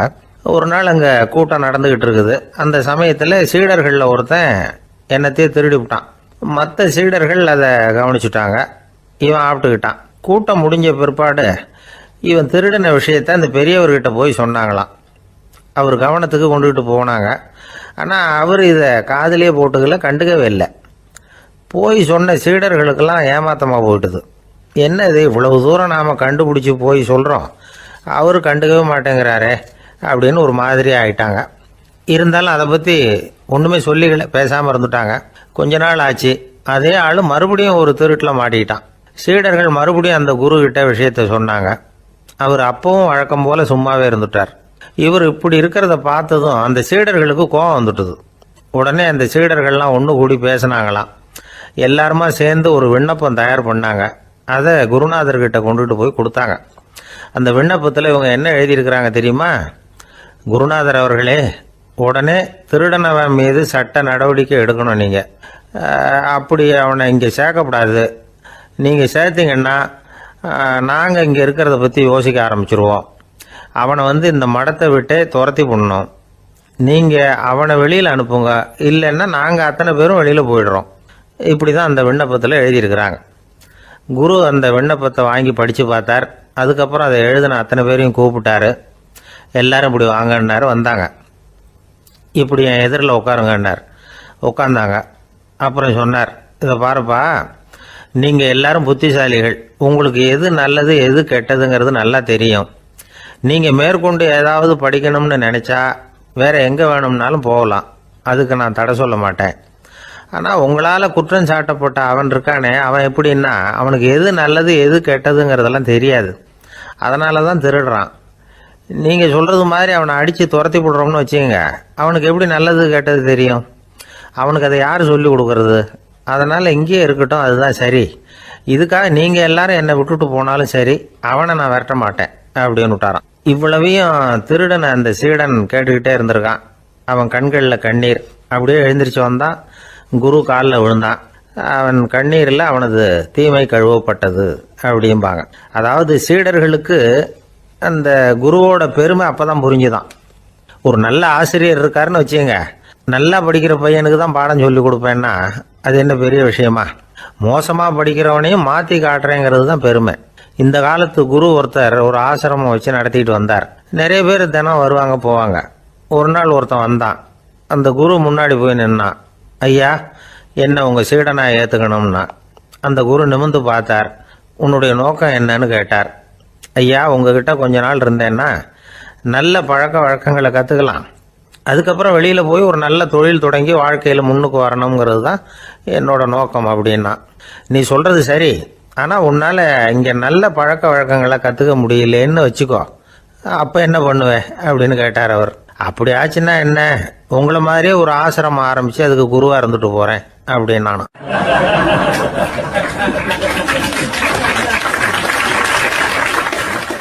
ஒரு ஆள் இருந்தார். அவர் தன்னை ஒரு குருன்னு சொல்லிக்கிட்டார். மௌன குரு, வாயே திறக்கிறதில்ல. அவருக்கு 2 சீடர்கள் உண்டு. இவங்க தான் வர்றவங்க கிட்ட பேசுவாங்க, விளக்கம் கொடுப்பாங்க. ஒரு நாள் இந்த சீடர்கள் 2 பேரும் எங்கேயோ வெளியில் போயிட்டாங்க. அந்த நேரம் பார்த்து ஒருத்தர் அங்கே வந்தார். குரு கிட்ட போனார். குருவே, புத்தர்னா என்னன்னு கேட்டார். குருவுக்கு ஒன்றும் புரியல. அவர் உண்மையான குருவாக இருந்தாவில் புரியும். அவர் திருன்னு முழிக்க ஆரம்பிச்சிட்டார். இந்த நேரம் பார்த்து இந்த சீடர்கள் எங்கேயோ போயிட்டாங்களே, என்ன பண்ணுறது, உதவிக்கு யாராவது கிடைக்க மாட்டாங்களா அப்படின்னு அப்படியே சுற்றி பார்க்குறார். அங்கே பார்க்குறார். வந்தவர் இதை கவனிச்சார். ஏதோ புரிஞ்சுக்கிட்ட ஒரு மாதிரி அடுத்த கேள்வி கேட்டார். தர்மம்னா என்ன சுவாமின்னார். குருவுக்கு ரொம்ப சங்கடமாக போச்சு. நம்ம நிலைமை இப்படி ஆகிட்டுதே, இக்கட்டில் மாட்டிக்கிட்டோமே அப்படின்னு நினச்சபடியே விட்டத்தை பார்த்தார். அப்புறம் குனிஞ்சு தரையை பார்த்தார். அப்படியே உட்காந்துக்கிட்டார். வந்தவர் உடனே அடுத்த கேள்விக்கு போயிட்டார். தியானம்னா என்ன சுவாமின்னார். பாவம் என்ன பண்ணுவார் அந்த குரு, பேசாமல் கண்ணை கெட்டியாக மூடிக்கிட்டார். இது ஏதுடா வம்பா போச்சுன்னு. இவர் இப்படி பண்ணால் கூட வந்தவர் சளைக்கல. இன்னொரு கேள்வியும் கேட்டார். ஆசீர்வாதம்னா என்ன அப்படின்னார். இவர் பார்த்தார். இப்படியே போனால் இவர் கேள்வி கேட்கறத நிறுத்த மாட்டார் அப்படின்னு நினச்சிக்கிட்டு எனக்கு ஒன்றுமே தெரியாதுங்கிற பாவனையில் 2 கையையும் விரித்து காட்டினார். வந்தவர் முகத்தில் மகிழ்ச்சி, மன நிறைவு, ஏதோ எல்லாம் புரிஞ்சுக்கிட்ட ஒரு மாதிரி அங்கேருந்து புறப்பட்டு போனார். வழியில் அந்த குருவோட சீடர்கள் 2 பேரையும் சந்திச்சார். உங்கள் குருவை தான் பார்த்துட்டு வரேன்னார். இவர் என்ன நடந்ததுன்னு கேட்டாங்க. இவர் விவரமா சொல்கிறார். உங்கள் குரு எவ்வளவு பெரிய ஞானி தெரியுமா? புத்தர்னா என்னன்னு கேட்டேன். அதுக்கு அவர் அப்படியும் இப்படியும் பார்த்தார். அதுக்கு என்ன அர்த்தம் தெரியுமா? மக்கள் புத்தரை அங்கேயும் இங்கேயும் தேடுறாங்க. உண்மையில் அவர் அங்கேயும் இங்கேயும் தேடி கண்டுபிடிக்க முடியாது அப்படிங்கிறத அவர் செய்கை மூலம் உணர்த்தினார். அதுக்கப்புறம் தர்மம்னா என்னன்னு கேட்டேன். அவர் மேலேயும் கீழையும் பார்த்து தர்மம் சமமானது, அதில் உயர்வு தாழ்வு இல்லைங்கிறத உணர்த்தினார். அதுக்கப்புறம் தியானம்னா என்னன்னு கேட்டேன். கண்ணை மூடிக்கிட்டார். கண்ணை மூடி காணுகிற அற்புதம் அது அப்படிங்கிறத புரிஞ்சுக்கிட்டேன். கடைசியாக ஆசீர்வதிக்கப்படுறது பற்றி கேட்டேன். கைகளை நீட்டி உதவுறது தான் அது அப்படிங்கிறத தன்னுடைய இருகை விரித்து உணர்த்தினார். எவ்வளவு பெரிய மகான் அவர் அப்படின்னு சொல்லிவிட்டு அவர் பாட்டுக்கு போயிட்டார். சீடர்கள் அதுக்கப்புறம் மெதுவாக குருக்கிட்ட சேர்ந்தாங்க. அவங்கள பார்த்ததும் குருவுக்கு கோபம் வந்துட்டுது. அடே பாவிகளா, எங்கடா போய் தொலைஞ்சிங்க? நான் ஒரு ஆளுகிட்ட மாட்டிக்கிட்டு என்ன பாடுபட்டிருக்கேன் தெரியுமான்னார். இது மாதிரி தான் நாம் சாதாரண மனிதர்களின் புற வேடங்களிலேயே மயங்கி போயிடுறோம். அவங்க பேச்சு, செய்கை, பார்வை இதில் எல்லாம் ஏதோ பெரிய தத்துவம் இருக்கிறதாக நினச்சிக்கிறோம். உண்மையிலேயே அந்த தத்துவங்கள் யாருக்கு சொந்தம்? அவங்களுக்கு இல்லை, நமக்கு தான் சொந்தம். நாம தானே அதை கற்பிச்சுக்கிட்டோம். நாம அடையாளம் கண்டுக்கிறது இல்லை. நாம் யாருங்கிறது நமக்கு புரியறதில்ல. அதுதான் இன்றைக்கி நடக்கிறது. அதனால தான் அடுத்தவங்களை தேடி ஓடிக்கிட்டு இருக்கிறோம். சில வீடுகளில் கூட இது மாதிரி சைகைகள் உண்டு. சில குடும்ப தலைவர்கள் தினமும் காலையில் கண்ணை கெட்டியாக மூடிக்கிட்டு கை 2ஐயும் சுத்தமாக விரித்து வச்சுக்கிட்டே உட்காந்து தியானம் பண்ணுறது வழக்கம். எதுக்காக அப்படி பண்ணுறீங்கன்னு ஒருத்தரை பார்த்து கேட்டேன். இந்த மாதம் வாங்கின சம்பளம் பூரா தீர்ந்து போச்சு, இனிமேல் என் கையில் சுத்தமாக ஒன்றும் இல்லை, புதுசாக எதுவும் செலவு வச்சுடாதே அப்படிங்கிறத அப்படி உள்ளங்கை 2ஐயும் விரித்து காட்டி அவங்களுக்கு உணர்த்துறேன் அப்படின்னார்.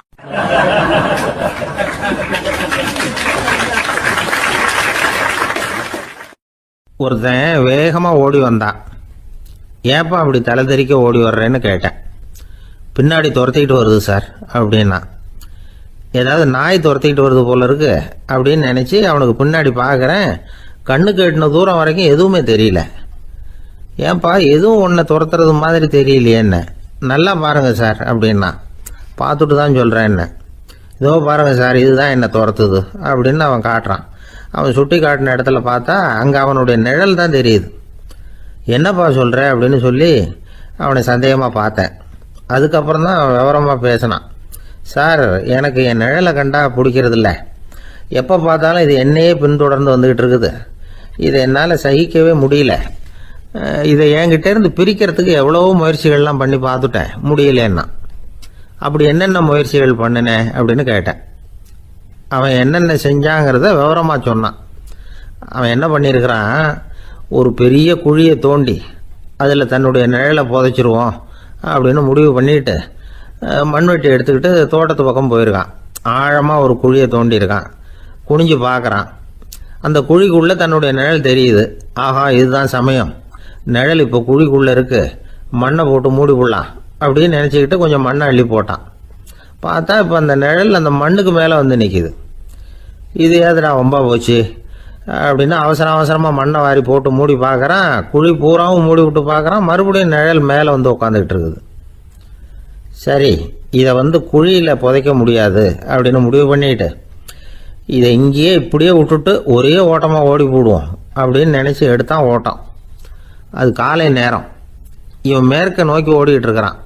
ஓடி ஓடி பார்க்குறான், நிழல் இவனை விட வேகமாக இவனுக்கு முன்னாடி ஓடிக்கிட்டு இருக்கு. சரி, திரும்பி ஓடி பார்ப்போம் அப்படின்னு நினச்சிக்கிட்டு அப்படியே சடார்னு திரும்பி ஓட ஆரம்பித்தான். பார்த்தான், அப்பாடா நிழலை காணலை. கொஞ்சம் தூரம் ஓடி ஒரு இடத்துல நின்று அப்படியே சாவகாசமாக திரும்பி பார்க்குறான். பின்னாடி நின்றுக்கிட்டு இருக்குது நிழல். இப்படி ஓடி வந்து தான் இங்கே நம்ம முன்னாடி நின்று தன்னுடைய அவஸ்தையை சொல்லிகிட்டு இருக்கிறான். இந்த நிழலை துரத்துறது அல்லது வெட்டி விடுறது, இதுக்கு ஏதாவது வழி இருக்கா சொல்லுங்க சார் அப்படிங்கிறான். நமக்கு ஒன்றும் புரியல. அந்த நேரம் பார்த்து ஒரு பெரியவர் வந்தார். அவர்கிட்ட யோசனை கேட்டோம், என்ன செய்யலாம்னு. அவர் சொன்னார், இந்த பாருப்பா, நீ அங்கேயும் எங்கேயும் ஓடாத, அப்படியே கீழே படுத்துக்கொண்டார். அது நல்ல உச்சி வேலை. அவன் அப்படியே கீழே படுத்துக்கிட்டான். இப்போ அப்படி இப்படின்னு திரும்பி பார்க்குறான், நிழலை காணலை. அவன் இப்போ தான் நிம்மதியாக இருந்தான். இப்போ அந்த பெரியவர் சொன்னார், எல்லா மனிதர்களுமே இப்படி தான் ஓடிக்கிட்டு இருக்கிறாங்க. நான் எனது அப்படிங்கிற ஆணவம் தான் அவங்கள துரத்திக்கிட்டு இருக்கு. அதை விட்டுட்டு ஓடணும்னு நினைச்சாலும் அது முன்னாடி வந்து நிற்கிது. பரம்பொருளை நோக்கி ஓடுறப்போ இந்த ஆணவம் பின்னாடி வந்துவிடுது. பரிபூர்ண சரணாகதிங்கிற நிலையில அது முழுசுமா மறைஞ்சுடுது. தன்னை உணர்கிற வேலை அது. அந்த நேரம் மனிதனுக்கு விடுதலை உணர்வு ஏற்படுகிற நேரம் அது. அப்படிப்பட்ட சுதந்திர மனிதர்களாக எல்லாரும் மாறி போயிட்டாங்கன்னா இந்த உலகமே இன்பமயம் அப்படின்னு ஒரு விளக்கம் கொடுத்தார் பெரியவர். நம்மால் ஒருத்தர் வேகமாக ஓடி வந்துக்கிட்டு இருந்தான். ஏன்டா இப்படி ஓடி வர்ற அப்படின்னு கேட்டார் எதிரில் வந்தவர். ஆசை துரத்துது, அதுதான் ஓடி வர்றேன்னா. உனக்கு என்ன ஆசைன்னு கேட்டார். எனக்கு ஒன்றும் ஆசை இல்லைங்க, என்னை எப்படியாவது பிடிச்சுடணும்னு போலீஸ்காரங்களுக்கு ஆசை. அந்த ஆசை இப்போ என்னை துரத்தி பின்னாடி வந்துக்கிட்டு இருக்குது. அதுதான் தப்பிச்சு வந்துக்கிட்டு இருக்கிறேன். குறுக்க நிற்காதீங்க சார், வழியை விடுங்க அப்படின்னு சொல்லிவிட்டு வேகமாக ஓடி மறைஞ்சான்.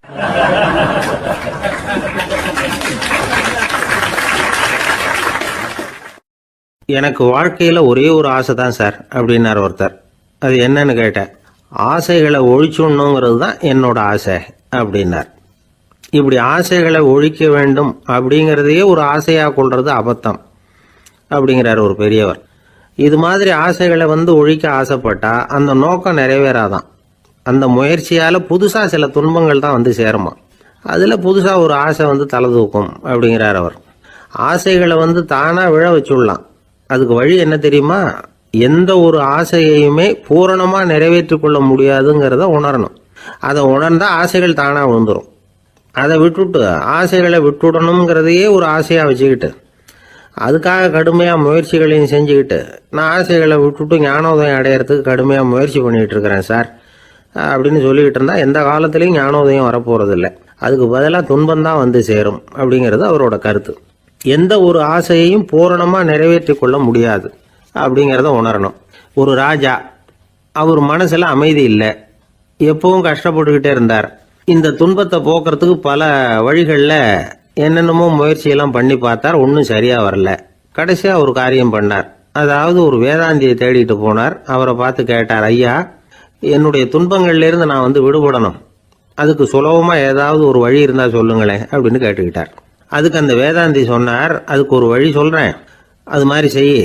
அதாவது உன்னுடைய ராஜ்யத்துக்குள்ள போதுங்கிற மனசோட வாழுற ஒருத்தனை கண்டுபிடிக்கணும்.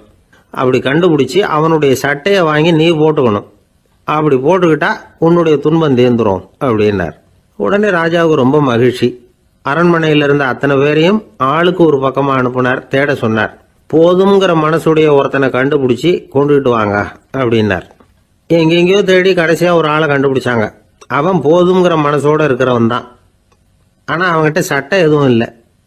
இடையில கட்டியிருக்கிற துண்டே போதுங்கிற மனசோடு அவன் வாழ்ந்துக்கிட்டு இருக்கிறான். சட்டை இருந்தாவில் ராஜா வாங்கி மாட்டிக்க முடியும். அந்த வேதாந்தி ஏன் அப்படி சொன்னாருங்கிறதுக்கான அர்த்தம் இப்போ தான் ராஜாவுக்கு புரிஞ்சுதான். இது வரைக்கும் சொன்னதெல்லாம் ஞான மார்க்கத்தை தேடிடுறவனுக்கான உள்ள தகவல். இப்போ இன்னைக்கு இளைஞர்கள் இதை கேட்டுவிட்டு நமக்கு ஆசையே வேணாம் அப்படின்னு முடிவு பண்ணிவிட்டா வாழ்க்கையில் முன்னேறவே முடியாது. நம்முடைய முயற்சிக்கு ஆசை தான் தூண்டுகோல். அதனால் இந்த ஆசையையும் அந்த ஆசையையும் போட்டு குழப்பிக்க கூடாது.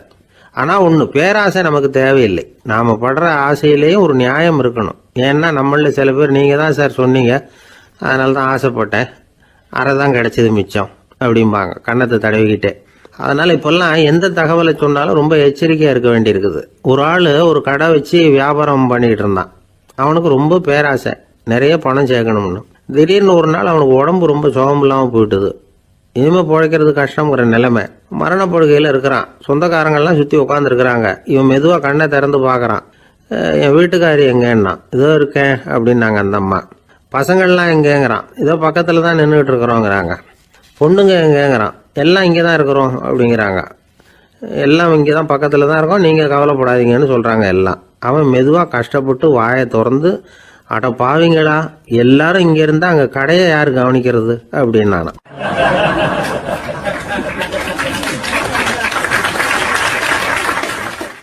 ஜப்பான்ல உள்ள ஒரு புத்த விகாரை, அங்க ஒரு வயசான பௌத்த குரு தங்கியிருக்கிறார். ஒரு நாள் ராத்திரி கடுமையான குளிர், அவரால் தாங்க முடியல. பார்த்தார், மரத்துல செஞ்ச புத்த சிற்பங்கள் அங்க நிறைய இருந்தது. அதுல ஒன்றை எடுத்து அதுக்கு தீ மூட்டி அந்த நெருப்புல குளிர் காஞ்சிக்கிட்டு இருக்கிறார். மர சிற்பம் தீ வச்சதும் படபடன்னு வெடிக்க ஆரம்பிச்சுட்டுது. அந்த சத்தத்தை கேட்டதும் அந்த புத்த விகாரையின் குருக்கள் வெளியில ஓடி வந்தார். இவர் ஆனந்தமா குளிர் காஞ்சிக்கிட்டு இருக்கிறார். அவரால் பொறுத்துக்க முடியல. தெருவில் தெரிஞ்சுக்கிட்டு இருந்த அந்த பெரியவரை இங்கே தங்க அனுமதிச்சதே அவர் தான். இவர் இப்படி பண்ணுறாருன்னு நினச்சிக்கிட்டே அவரை கோபமாக பார்த்தார். ஏன் இப்படி கோபமாக பார்க்குறீங்க, இப்படி வந்து உட்காருங்க அப்படிங்கிறாரு இவர். அவருக்கு இன்னமும் கோபம் வந்துட்டுது. எங்கள் கடவுளை வந்து எரிச்சுட்டீங்களே அப்படின்னு சத்தம் போட்டாராம். அப்படியா அப்படின்னு கேட்டுக்கிட்டே அந்த சாம்பலை கிளறினார் இவர். என்ன செய்கிறீங்கன்னு கேட்டிருக்காரு அவர். நான் எலும்புகளை தேடுறேன்னாராம். நீங்கள் ஒரு பைத்தியம், இது ஒரு மர சிற்பம், இதில் எலும்புகள் கிடையாது அப்படின்னாராம். அவருக்கு கோபம் வந்துட்டுது. உடனே வெளியில் போங்கன்னு கத்தியிருக்கார். வெளியில் தள்ளி கதவையும் சாத்தி விட்டாராம். மறுநாள் காலையில் கதவை திறந்து பார்த்தா அந்த வயசான பெரியவர் ஒரு மைல்கல் மேலே சில காட்டு பூக்களை வச்சு புத்தம் சரணம் கச்சாமின்னு சொல்லிக்கிட்டே இருக்கிறார். இவருக்கு சந்தேகமாக போட்டுது. கிட்ட போனார். என்ன செஞ்சுக்கிட்டு இருக்கீங்கன்னு கேட்டார். இது என்னுடைய காலை நேர பிரார்த்தனைனாராம். நிஜமாவே நீங்கள் ஒரு பைத்தியமாக தான் இருக்கணும், ஏன்னா அது ஒரு மைல்கல் அப்படின்னாராம். இப்போ அந்த பெரியவர் சொன்னாராம், நீங்கள் ஒரு மரத்தை புத்தராக நினைக்கும் பொழுது நான் ஏன் ஒரு மைல்கல்ல புத்தராக நினைக்கக்கூடாது? நான் வந்து புத்தரை எரிக்கலாம், ஏன்னா அவரை நான் நேசிக்கிறேன். அந்த சிற்பம் வந்து மரத்தால் ஆனதுங்கிறது எனக்கு தெரியும். நான் ஒரு மைல்கல்ல தொழலாம், ஏன்னா அது எனது பூக்களை தாங்குது. நான் இந்த மைல்கல்லுக்குள்ளே மறைஞ்சிருக்கிற புத்தரை பார்க்கிறேன். யாராவது ஒரு சிற்பி இதை சிலையாக்கினாதான் நீங்கள் புத்தரை பார்க்க முடியும். அன்னைக்கு ரொம்ப குளிராக இருந்தது. நான் எனக்குள்ளே இருக்கிற புத்தரையும் பாதுகாக்கணும். உள்ளே இருக்கிற புத்தரை காப்பாற்றுறதுக்காக வெளியில் உள்ள புத்தரை எரிக்கலாம், அதில் ஒன்றும் தப்பு இல்லை. அது அவருடைய போதனையிலேயே இருக்கு. உனக்குள் ஜோதியாக இரு அப்படிங்கிறது அவருடைய போதனை. என்னுடைய புத்தர் வந்து குளிரில் நடுங்கிட்டு இருந்தார். அந்த மர சிற்பங்கள் வெயில் மழையில உணர்ச்சி இல்லாமல் இருந்தது, அதனால அப்படி பண்ணினேன். ஆனால் நீங்கள் என்ன பண்ணீங்க? நான் ஒரு மர புத்தரை எரிச்சதுக்காக உயிருள்ள புத்தரை வெளியில் தள்ளி கதவை சாத்தினீங்க அப்படின்னாராம் அந்த பெரியவர். உண்மையான பக்திங்கிறது இதுதான். அதாவது உனக்குள் ஜோதியாக இரு அப்படின்னு புத்தர் சொன்னார் இல்லையா, அது மாதிரி தனக்குள் ஜோதியாக இருக்கிற இந்த காலத்து ஆசாமிகள் நிறைய பேர் உண்டு. எப்பவும் போதையிலேயே இருக்கிறவங்க. ஒரு நாள் நடு ராத்திரி ஒரு மது கடையில் ஒரு ஆள் அங்குள்ள சிப்பந்திகள் கிட்ட கேட்டுக்கிட்டு இருக்கிறான். மறுபடியும் இந்த கடை எப்போ திறப்பாங்கன்னு கேட்டானா. நாளைக்கு காலையில் 8 மணிக்கு திறப்பாங்க அப்படின்னு நானா அங்கே இருந்த ஆள். அவன் திருப்பி திருப்பி அதையே கேட்டுக்கிட்டு இருக்கான். இவனுக்கு பதில் சொல்லி சொல்லி அழுத்து போச்சு. அதான் சொல்கிறேன் ஐயா, நாளைக்கு காலையில் வா அப்படின்னாங்களாம். அதுக்கு இவன், நான் வர்றதுக்காக கேட்கலையா, நேத்திக்கு வந்தவன் உள்ளேயே மாட்டிக்கிட்டேன், வெளியில் போகிறதுக்காக கேட்டேன் அப்படின்னானான்.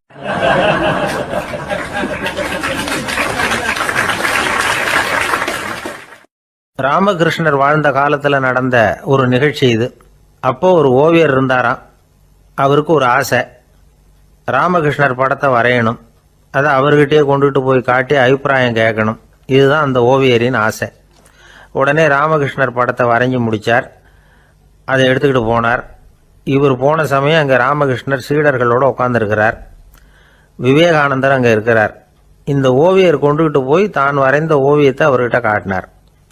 ராமகிருஷ்ண பரமஹம்சரின் ஓவியத்தை ராமகிருஷ்ணர்கிட்டயே காட்டுறார். ராமகிருஷ்ணர் என்ன பண்ணார் தெரியுமா? அந்த படத்தை பார்த்தார். உடனே அது காலை தொட்டார்.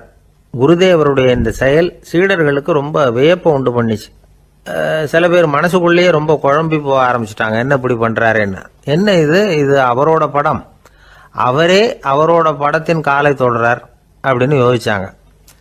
சில பேர் ஒன்றும் புரியாம ஒருத்தர் பார்த்து சிரிச்சுக்கிட்டாங்க. அந்த இடத்துல சீடர்கள் மட்டும் இல்லை, சீடர் அல்லாத பல பேர் இருந்தாங்க. தன்னுடைய காலை தானே தொடர இவருடைய செயல் பற்றி என்ன நினைக்கிறது அப்படின்னு அவங்களும் குழம்பி போய் நிற்கிறாங்க. அந்த படத்தை வரைஞ்சி அவர்கிட்ட காட்டின அந்த ஓவியருக்கும் அதிர்ச்சி. இருந்தாலும் அவர் சீடர் கிடையாது, அதனால கொஞ்சம் துணிச்சலை வர வச்சுக்கிட்டு கேட்டார், என்னங்க இது, என்னால் என்னுடைய கண்களையே நம்ப முடியல. இது உங்க சொந்த உருவப்படம், நீங்க உங்க சொந்த கால்களையே தொடுறீங்க, இது எங்களுக்கு கொஞ்சம் சங்கடமா இருக்குதே அப்படின்னார். ராமகிருஷ்ணரின் கண்களில் ஆனந்த கண்ணீர் வழிஞ்சுதான். அவர் சொன்னாராம், இது என்னோட படம்ங்கிறது எனக்கு தெரியும், ஆனால் இது என்னோட படம்ங்கிறதுனால நான் இதோட காலை தொடலை. நீ என்னுடைய சமாதி நிலையை இந்த படத்தில் படம் பிடிச்சி காட்டியிருக்கிற, அதனால் அதோட காலை தொடறேன்.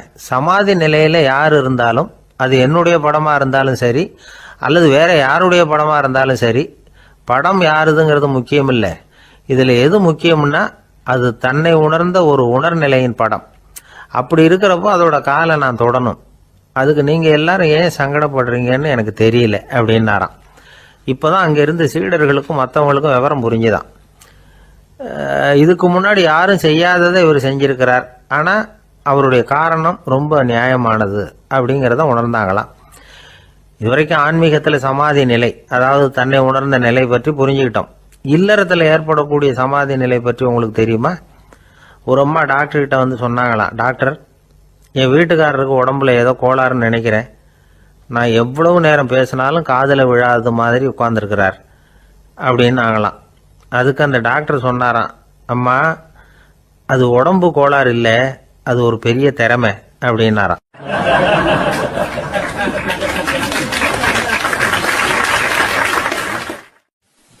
ஒரு ஏரி ஓரமா ரெண்டு பசங்க நடந்து போயிட்டு இருக்கிறாங்க. அதுல ஒருத்தன் பணக்கார வீட்டு பையன், இன்னொருத்தன் ஏழை.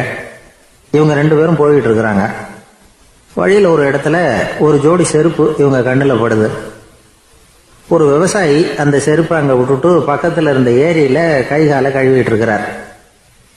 உடனே அந்த பணக்கார பையனுக்கு ஒரு ஐடியா. அவன் சொன்னானா, டேய், இப்போ ஒரு வேடிக்கை செய்யலாம், அந்த செருப்பு ரெண்டையும் தூக்கி எட்டத்தில் வீசி எரிஞ்சிருவோம். அந்த ஆள் வந்து பார்த்துட்டு செருப்பை தேடி அல்லாடுவான், அங்கேயும் இங்கேயும் ஓடுவான், திருன்னு முழிப்பான்.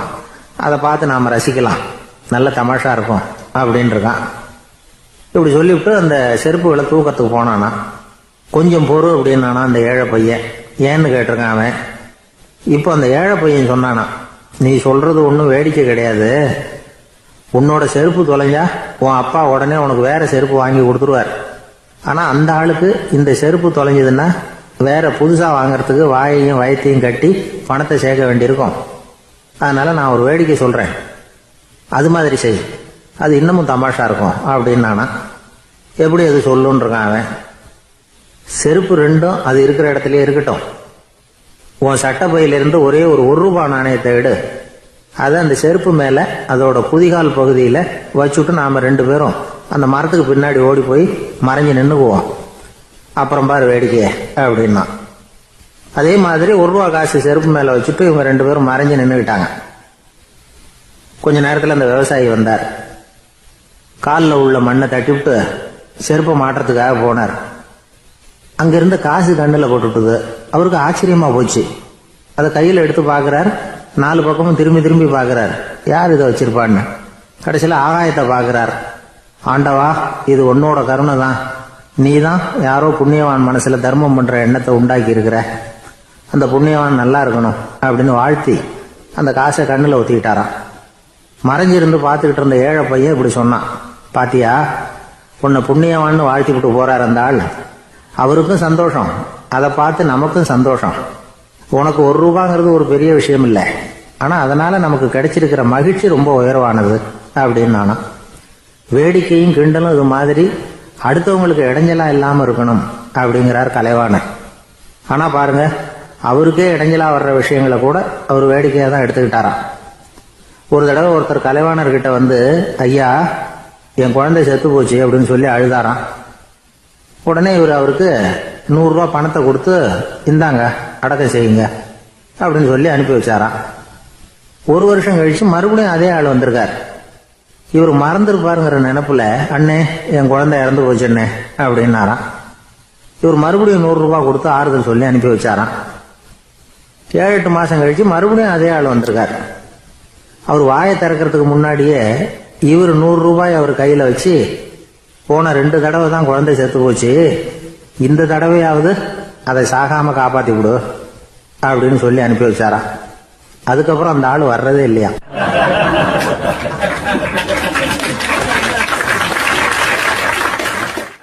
ஒரு ரயில் வேகமா போயிட்டு இருக்கு. அது ஒரு ரயில்வே ஸ்டேஷன்ல கொஞ்ச நேரம் நின்னுது.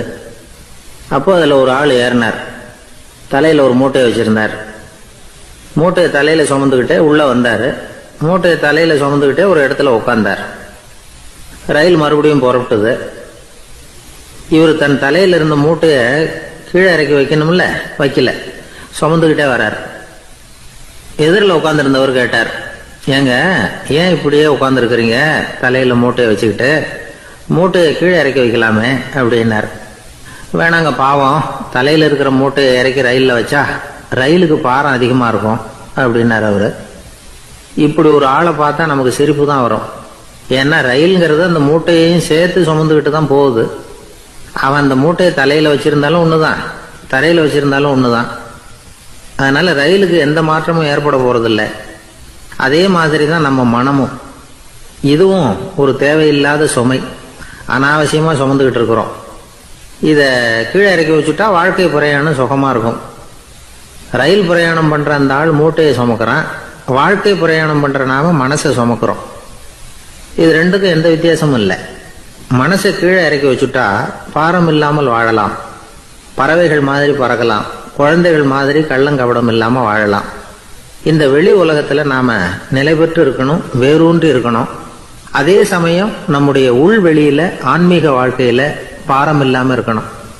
அப்போ பறக்கணும், நதியை போல ஓடணும், மிதக்கணும். பயணம் சுகமா இருக்கும், களைப்பு தெரியாது, கவலை தெரியாது.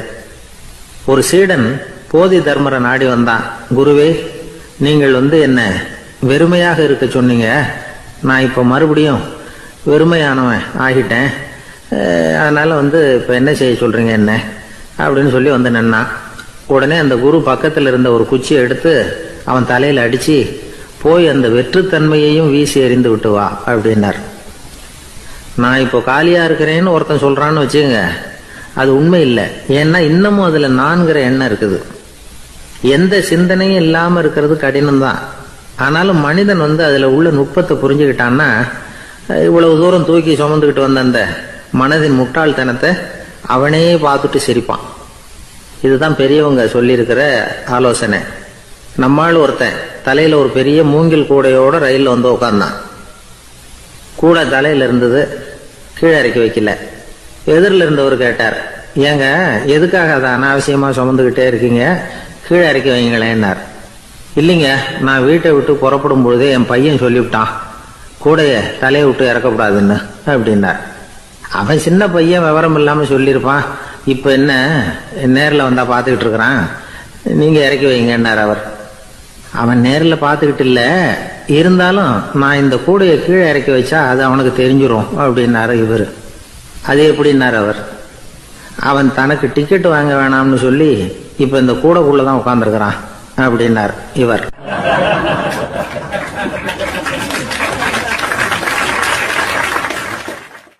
எனக்கு தெரிஞ்ச ஒருத்தர் இருக்கார். அவரு ஒரு பெரிய காவல்துறை அதிகாரி, ரொம்ப கண்டிப்பானவர். அவரை கண்டாவே எல்லாரும் பயப்படுவாங்க. அப்படிப்பட்டவர் வீட்டுக்கு போனா அப்படியே அடியோட மாறிடுவார். அங்க போய் பாத்தீங்கன்னா குழந்தைகளோட குழந்தையா அவர் விளையாடிட்டு இருப்பார். அலுவலக சமயத்துல பாத்தீங்கன்னா குதிரை முதுகுல அவர் உட்கார்ந்துருப்பார். வீட்டுல பாத்தீங்கன்னா அவர் முதுகுல குழந்தை உட்கார்ந்துருக்கும். அவரு குதிரை மாதிரி போயிட்டு இருப்பார். இது எப்படிங்க முடியுது உங்களால அப்படின்னு கேட்டாங்க. அது ஒண்ணுமில்ல, இங்க வீட்டுக்கு வந்த உடனே என்னோட மனசை தனியா எடுத்து வச்சிருவேன் அப்படின்னார். அது என்னங்க உங்க சட்டப்பையிலையா இருக்குது மனசு, அது தனியா எடுத்து வைக்கிறதுக்கு அப்படின்னு கேட்டாங்க. அப்படி இல்லைங்க, இது ஒரு பயிற்சி, மனப்பயிற்சி, அவ்வளவுதான் அப்படின்னார். இப்படி சமயம் பார்த்து மனசை தனியா வச்சுவிட தெரிஞ்சவங்க வாழ்க்கையில எப்பவும் உற்சாகமா இருப்பாங்க அப்படிங்கிறது பெரியவங்க கருத்து. ஒரு டாக்டர் ஆஸ்பத்திரியில் இருக்கிற வரைக்கும் டாக்டரா இருக்கலாம், அவர் மனைவிகிட்டையும் அவர் டாக்டரா இருக்க வேண்டிய அவசியம் இல்லை. ஒரு வக்கீல் கோர்ட்ல இருக்கிற வரைக்கும் வக்கீலா இருக்கலாம், வீட்டுக்கு வந்ததுக்கு அப்புறமும் வக்கீலா இருக்க வேண்டிய அவசியம் கிடையாது. வீட்டுல குழந்தைகள்கிட்ட விளையாடும் பொழுதும் அதுகள்கிட்ட ஃபீஸ் கேட்டுக்கிட்டு இருக்கக்கூடாது. நாம எப்படி இருக்கணும்னு பெரியவங்க சொல்றாங்கன்னா, மனசோட சேரப்படாதான், அப்படி சேராம வாழ்க்கையை கவனிக்கணுமா. மனசை அப்படியே தனியா எடுத்து பக்கத்துல வச்சுடணும். அப்படின்னா அதை அப்படியே தூக்கி எறிஞ்சுடு அப்படின்னு அர்த்தம் இல்லை. ஏன்னா மனசுங்கிறது நமக்கு உபயோகப்படக்கூடிய ஒண்ணுதான். எப்ப எப்போ அது தேவையோ அப்பப்போ எடுத்து உபயோகப்படுத்திக்கணும். தேவைப்படுறப்போ எடுத்து கண்ணாடியை மாட்டிக்கிறோம்ல, படிக்கும் பொழுது கண்ணாடி தேவைப்படுது, எடுத்து மாட்டிக்கிறோம் இல்லையா, அது மாதிரி கணக்கு போடுறதுக்கு மனசு தேவை. கடைக்கு போய் ஒரு பொருள் வாங்குறோம், காசு கொடுக்குறோம், மீதி சில்லறை சரியா இருக்கா அப்படின்னு எண்ணி பார்த்து வாங்க வேண்டியிருக்கு. அந்த சமயத்துல மனசை எடுத்து தனியா வச்சுட்டேன் அப்படின்னு சொல்லிட்டு இருக்கக்கூடாது. பரீட்சைக்கு படிக்க வேண்டியிருக்குது, படிச்சதையெல்லாம் அப்படியே நினைவுல வச்சுக்க வேண்டியிருக்கு, அந்த சமயத்துல மனசை தூக்கி எறிஞ்சுட்டேன் சார் அப்படின்னு சொல்லிட்டு இருக்கக்கூடாது. அப்படி சொன்னா பரீட்சை நம்மளை தூக்கி எறிஞ்சிரும். அதனால தேவைப்படுறப்போ மனசை உபயோகப்படுத்தணும், தேவையில்லாதப்போ அதை தனியா ஓய்வு எடுத்துக்க விட்டுடணும். இப்படி நாம பழக்கப்படுத்திக்கிட்டா வாழ்க்கைங்கிறது நமக்கு புதுசா தெரியுமா. மனசுக்கும் ஒரு சக்தி கிடைக்கும். எந்திரங்களுக்கு ஓய்வு கொடுக்குற மாதிரி மனசுக்கும் ஓய்வு கொடுக்கணும், இல்லைன்னா அது களைச்சு போயிடும். குழந்தைகள் மனசை சுமந்துகிட்டு இருக்கிறது இல்ல, இது முதியவர்கள் குழந்தைகள் கிட்டே இருந்து கத்துக்க வேண்டிய ஒரு பாடம். ஆனாலும் இந்த கால குழந்தைகள் கிட்ட ரொம்ப எச்சரிக்கையா இருக்க வேண்டியிருக்கு. ஒரு தாத்தாவும் பேரனும் விளையாடிக்கிட்டு இருக்கிறாங்க. தாத்தா எனக்கு சைக்கிள் ஓட்ட கத்து கொடு அப்படிங்கிறான் பேரன். சைக்கிள் உயரம் கூட இல்லை, அதுக்குள்ள சைக்கிள் ஓட்டணுமா அப்படின்னாரு தாத்தா. ஏன் தாத்தா, ரயில் ஓட்டுறாரு, அவர் என்ன ரயில் நீளமா இருக்கார் அப்படின்னு கேட்டானா அந்த பையன்.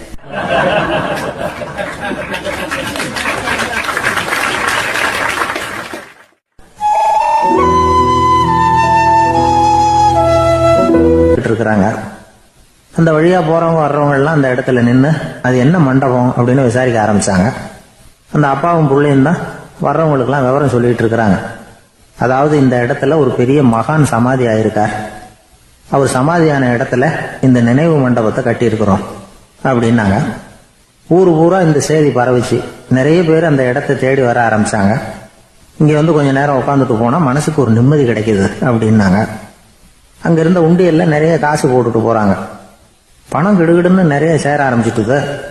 பணம் நிறைய சேர்ந்த உடனே அந்த அப்பாவுக்கும் பிள்ளைக்கும் தகராறு வந்துட்டுது. பணம் சேர்ந்தாலே சொத்து தகராறு வரத்தானே செய்யும், அது மாதிரி வந்துட்டுது. பையன் அடிக்கடி நிறைய பணம் கேட்க ஆரம்பிச்சான். அப்பா பார்த்தார், யோசனை பண்ணார், ஒரு முடிவுக்கு வந்தார். ஒரு நாள் பையனை கூப்பிட்டார். இதை பாருப்பா, நமக்குள்ள தகராறு வேணாம், அப்பாவும் பிள்ளையும் இப்படி சண்டை போட்டுக்கிட்டா பாக்குறவங்க தப்பா நினைப்பாங்க, அதனால நமக்குள்ள சமரசமா இதை தீர்த்துக்குவோம், என்ன சொல்ற அப்படின்னார் அப்பா. சரி நான் பையன்.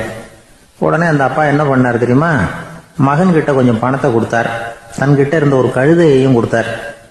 இதை வச்சு நீ பொழைச்சிக்கோ அப்படின்னு சொல்லி அனுப்பி வச்சுட்டார். மகன் அந்த கழுதையை இழுத்துக்கிட்டு அடுத்த ஊருக்கு போனான். வழியிலேயே அந்த கழுதை செத்து போச்சு. உடனே என்ன பண்ணலாம்னு யோசனை பண்ணான். ஒரு ஐடியா வந்தது. அந்த கழுதைய ஒரு சாலை ஓரமா புதைச்சான். கையில் இருந்த பணத்தை வச்சு அந்த இடத்துல ஒரு கல் மண்டபம் கட்டினான். அந்த வழியா 2 பேர் வந்தாங்க. இது என்ன மண்டபம்னு விசாரிச்சாங்க. இந்த இடத்துல ஒரு பெரிய மகான் சமாதி ஆயிருக்கிறார் அப்படின்னா. இந்த செய்தி ஊர் பூரா பரவ ஆரம்பிச்சுட்டுது. நிறைய பேர் வந்து போக ஆரம்பிச்சாங்க. இங்க வந்தா மனசுக்கு ஒரு பெரிய நிம்மதி கிடைக்குது அப்படின்னு வேற சொல்ல ஆரம்பிச்சாங்க. வர வர கூட்டம் அதிகமா வர ஆரம்பிச்சுட்டுது. உண்டியல்ல பணம் நிறைய சேர்ந்துட்டுது. நகையெல்லாம் கூட கழட்டி காணிக்கையா போட ஆரம்பிச்சுட்டாங்க. அப்பாவை விட மகன் பெரிய ஆளாயிட்டான். இதை கேள்விப்பட்டார் அப்பா. பையனை பார்த்துட்டு வரலாம்னு ஒரு நாள் புறப்பட்டு வந்தார். பையன் ஓஹோன்னு இருக்கிறான். பங்களா, காரு எல்லாம் வந்துட்டுது. எப்படிடா இந்த அளவுக்கு ஆனே அப்படின்னு விசாரிச்சார். அப்பா, எல்லாம் உங்க ஆசீர்வாதம் தான், நீங்க கொடுத்த மூலதனத்தை வச்சுதான் இவ்வளவும் சம்பாதிச்சேன் அப்படின்னா பையன். அது எப்படிடான்னு விசாரிச்சார். அப்பா, நீங்க ஒரு கழுதை குட்டியும் கொஞ்சம் பணமும் என்கிட்ட கொடுத்து அனுப்பி வச்சிங்க, அதை எடுத்துக்கிட்டு வந்தேன். வர்ற வழியில் அந்த கழுதை செத்து போச்சு. உடனே யோசனை பண்ணேன், அந்த கழுதையை இந்த இடத்துல புதைச்சேன், கையில் இருந்த பணத்தை வச்சு மண்டபம் கட்டினேன், மகான் ஒருத்தர் சமாதி ஆயிருக்கார் அப்படின்னு வதந்தியை கிளப்பி விட்டேன். ஜனங்கள்லாம் ஏமாந்து போய் காசை கொண்டாந்து போட ஆரம்பிச்சிட்டாங்க. நான் பொழைச்சிக்கிட்டு இருக்கிறேன் அப்படின்னா, இப்போதான்டா நீ என் புள்ள அப்படின்னு சொல்லி சந்தோஷப்பட்டாரான் அந்த அப்பா. ஏன் அப்படி சொல்றீங்கன்னு கேட்டிருக்கான் பையன். கழுத குட்டியை புதைச்சி மண்டபம் கட்டியிருக்கிற நீ, ஏற்கனவே நம்ம ஊர்ல நாம கட்டியிருக்கிறோமே மண்டபம், அது இந்த கழுதையோட அம்மாவை புதைச்ச இடம். மகான் சமாதி ஆயிருக்காருன்னு நானும் சும்மா கப்சா தான் விட்டுக்கிட்டு இருக்கேன் அப்படின்னாரான் அப்பா. முட்டாள் ஜனங்களை நினைச்சு அந்த 2 பேரும் சத்தம் போட்டு சிரிச்சாங்களாம். மனுஷன் ஏமாத்துறது ரொம்ப சுலபம். என் கூட படிச்ச ஒருத்தன் திடீர்னு ஒரு நாள் எல்லாருக்கும் அருள் வாக்கு சொல்ல ஆரம்பிச்சுட்டான். அவன் ஒரு ஆபீஸ்லயும் வேலை பார்க்கறான். ஆபீஸ்ல உள்ளவங்க எல்லாம் அவங்ககிட்ட வந்து அருள் வாக்கு கேட்கறது வழக்கம். ஒரு நாள் நான் அவன் முன்னாடி போய் உட்காந்து பேசிக்கிட்டு இருந்தேன். அப்போ அதே ஆபீஸ்ல வேலை பார்க்குற ஒருத்தர் அவங்ககிட்ட வந்து, சுவாமி, என் மேஜையில வச்சிருந்த பேனா திடீர்னு காணாம போட்டுது, அது திரும்ப கிடைக்குமா எனக்கு அப்படின்னு கேட்டார். இவன் கண்ணை உருட்டி பார்த்துட்டு, அது உனக்கு கிடைக்காது, புதுசா வேற ஒன்று வாங்கிக்கப்போ அப்படின்னா. சரின்னு அவர் போயிட்டார். அவர் போனதுக்கு அப்புறம் நான் மெதுவா இவனை பார்த்து, அது எப்படிடா அது உனக்கு கிடைக்காதுன்னு அவ்வளவு உறுதியா அவர்கிட்ட சொன்னேன் அப்படின்னு கேட்டேன். இவன் மெதுவா என் காதுகிட்ட வந்து, அந்த பேனாவை கிளப்புனதே நான் தான் அப்படிங்கிறான்.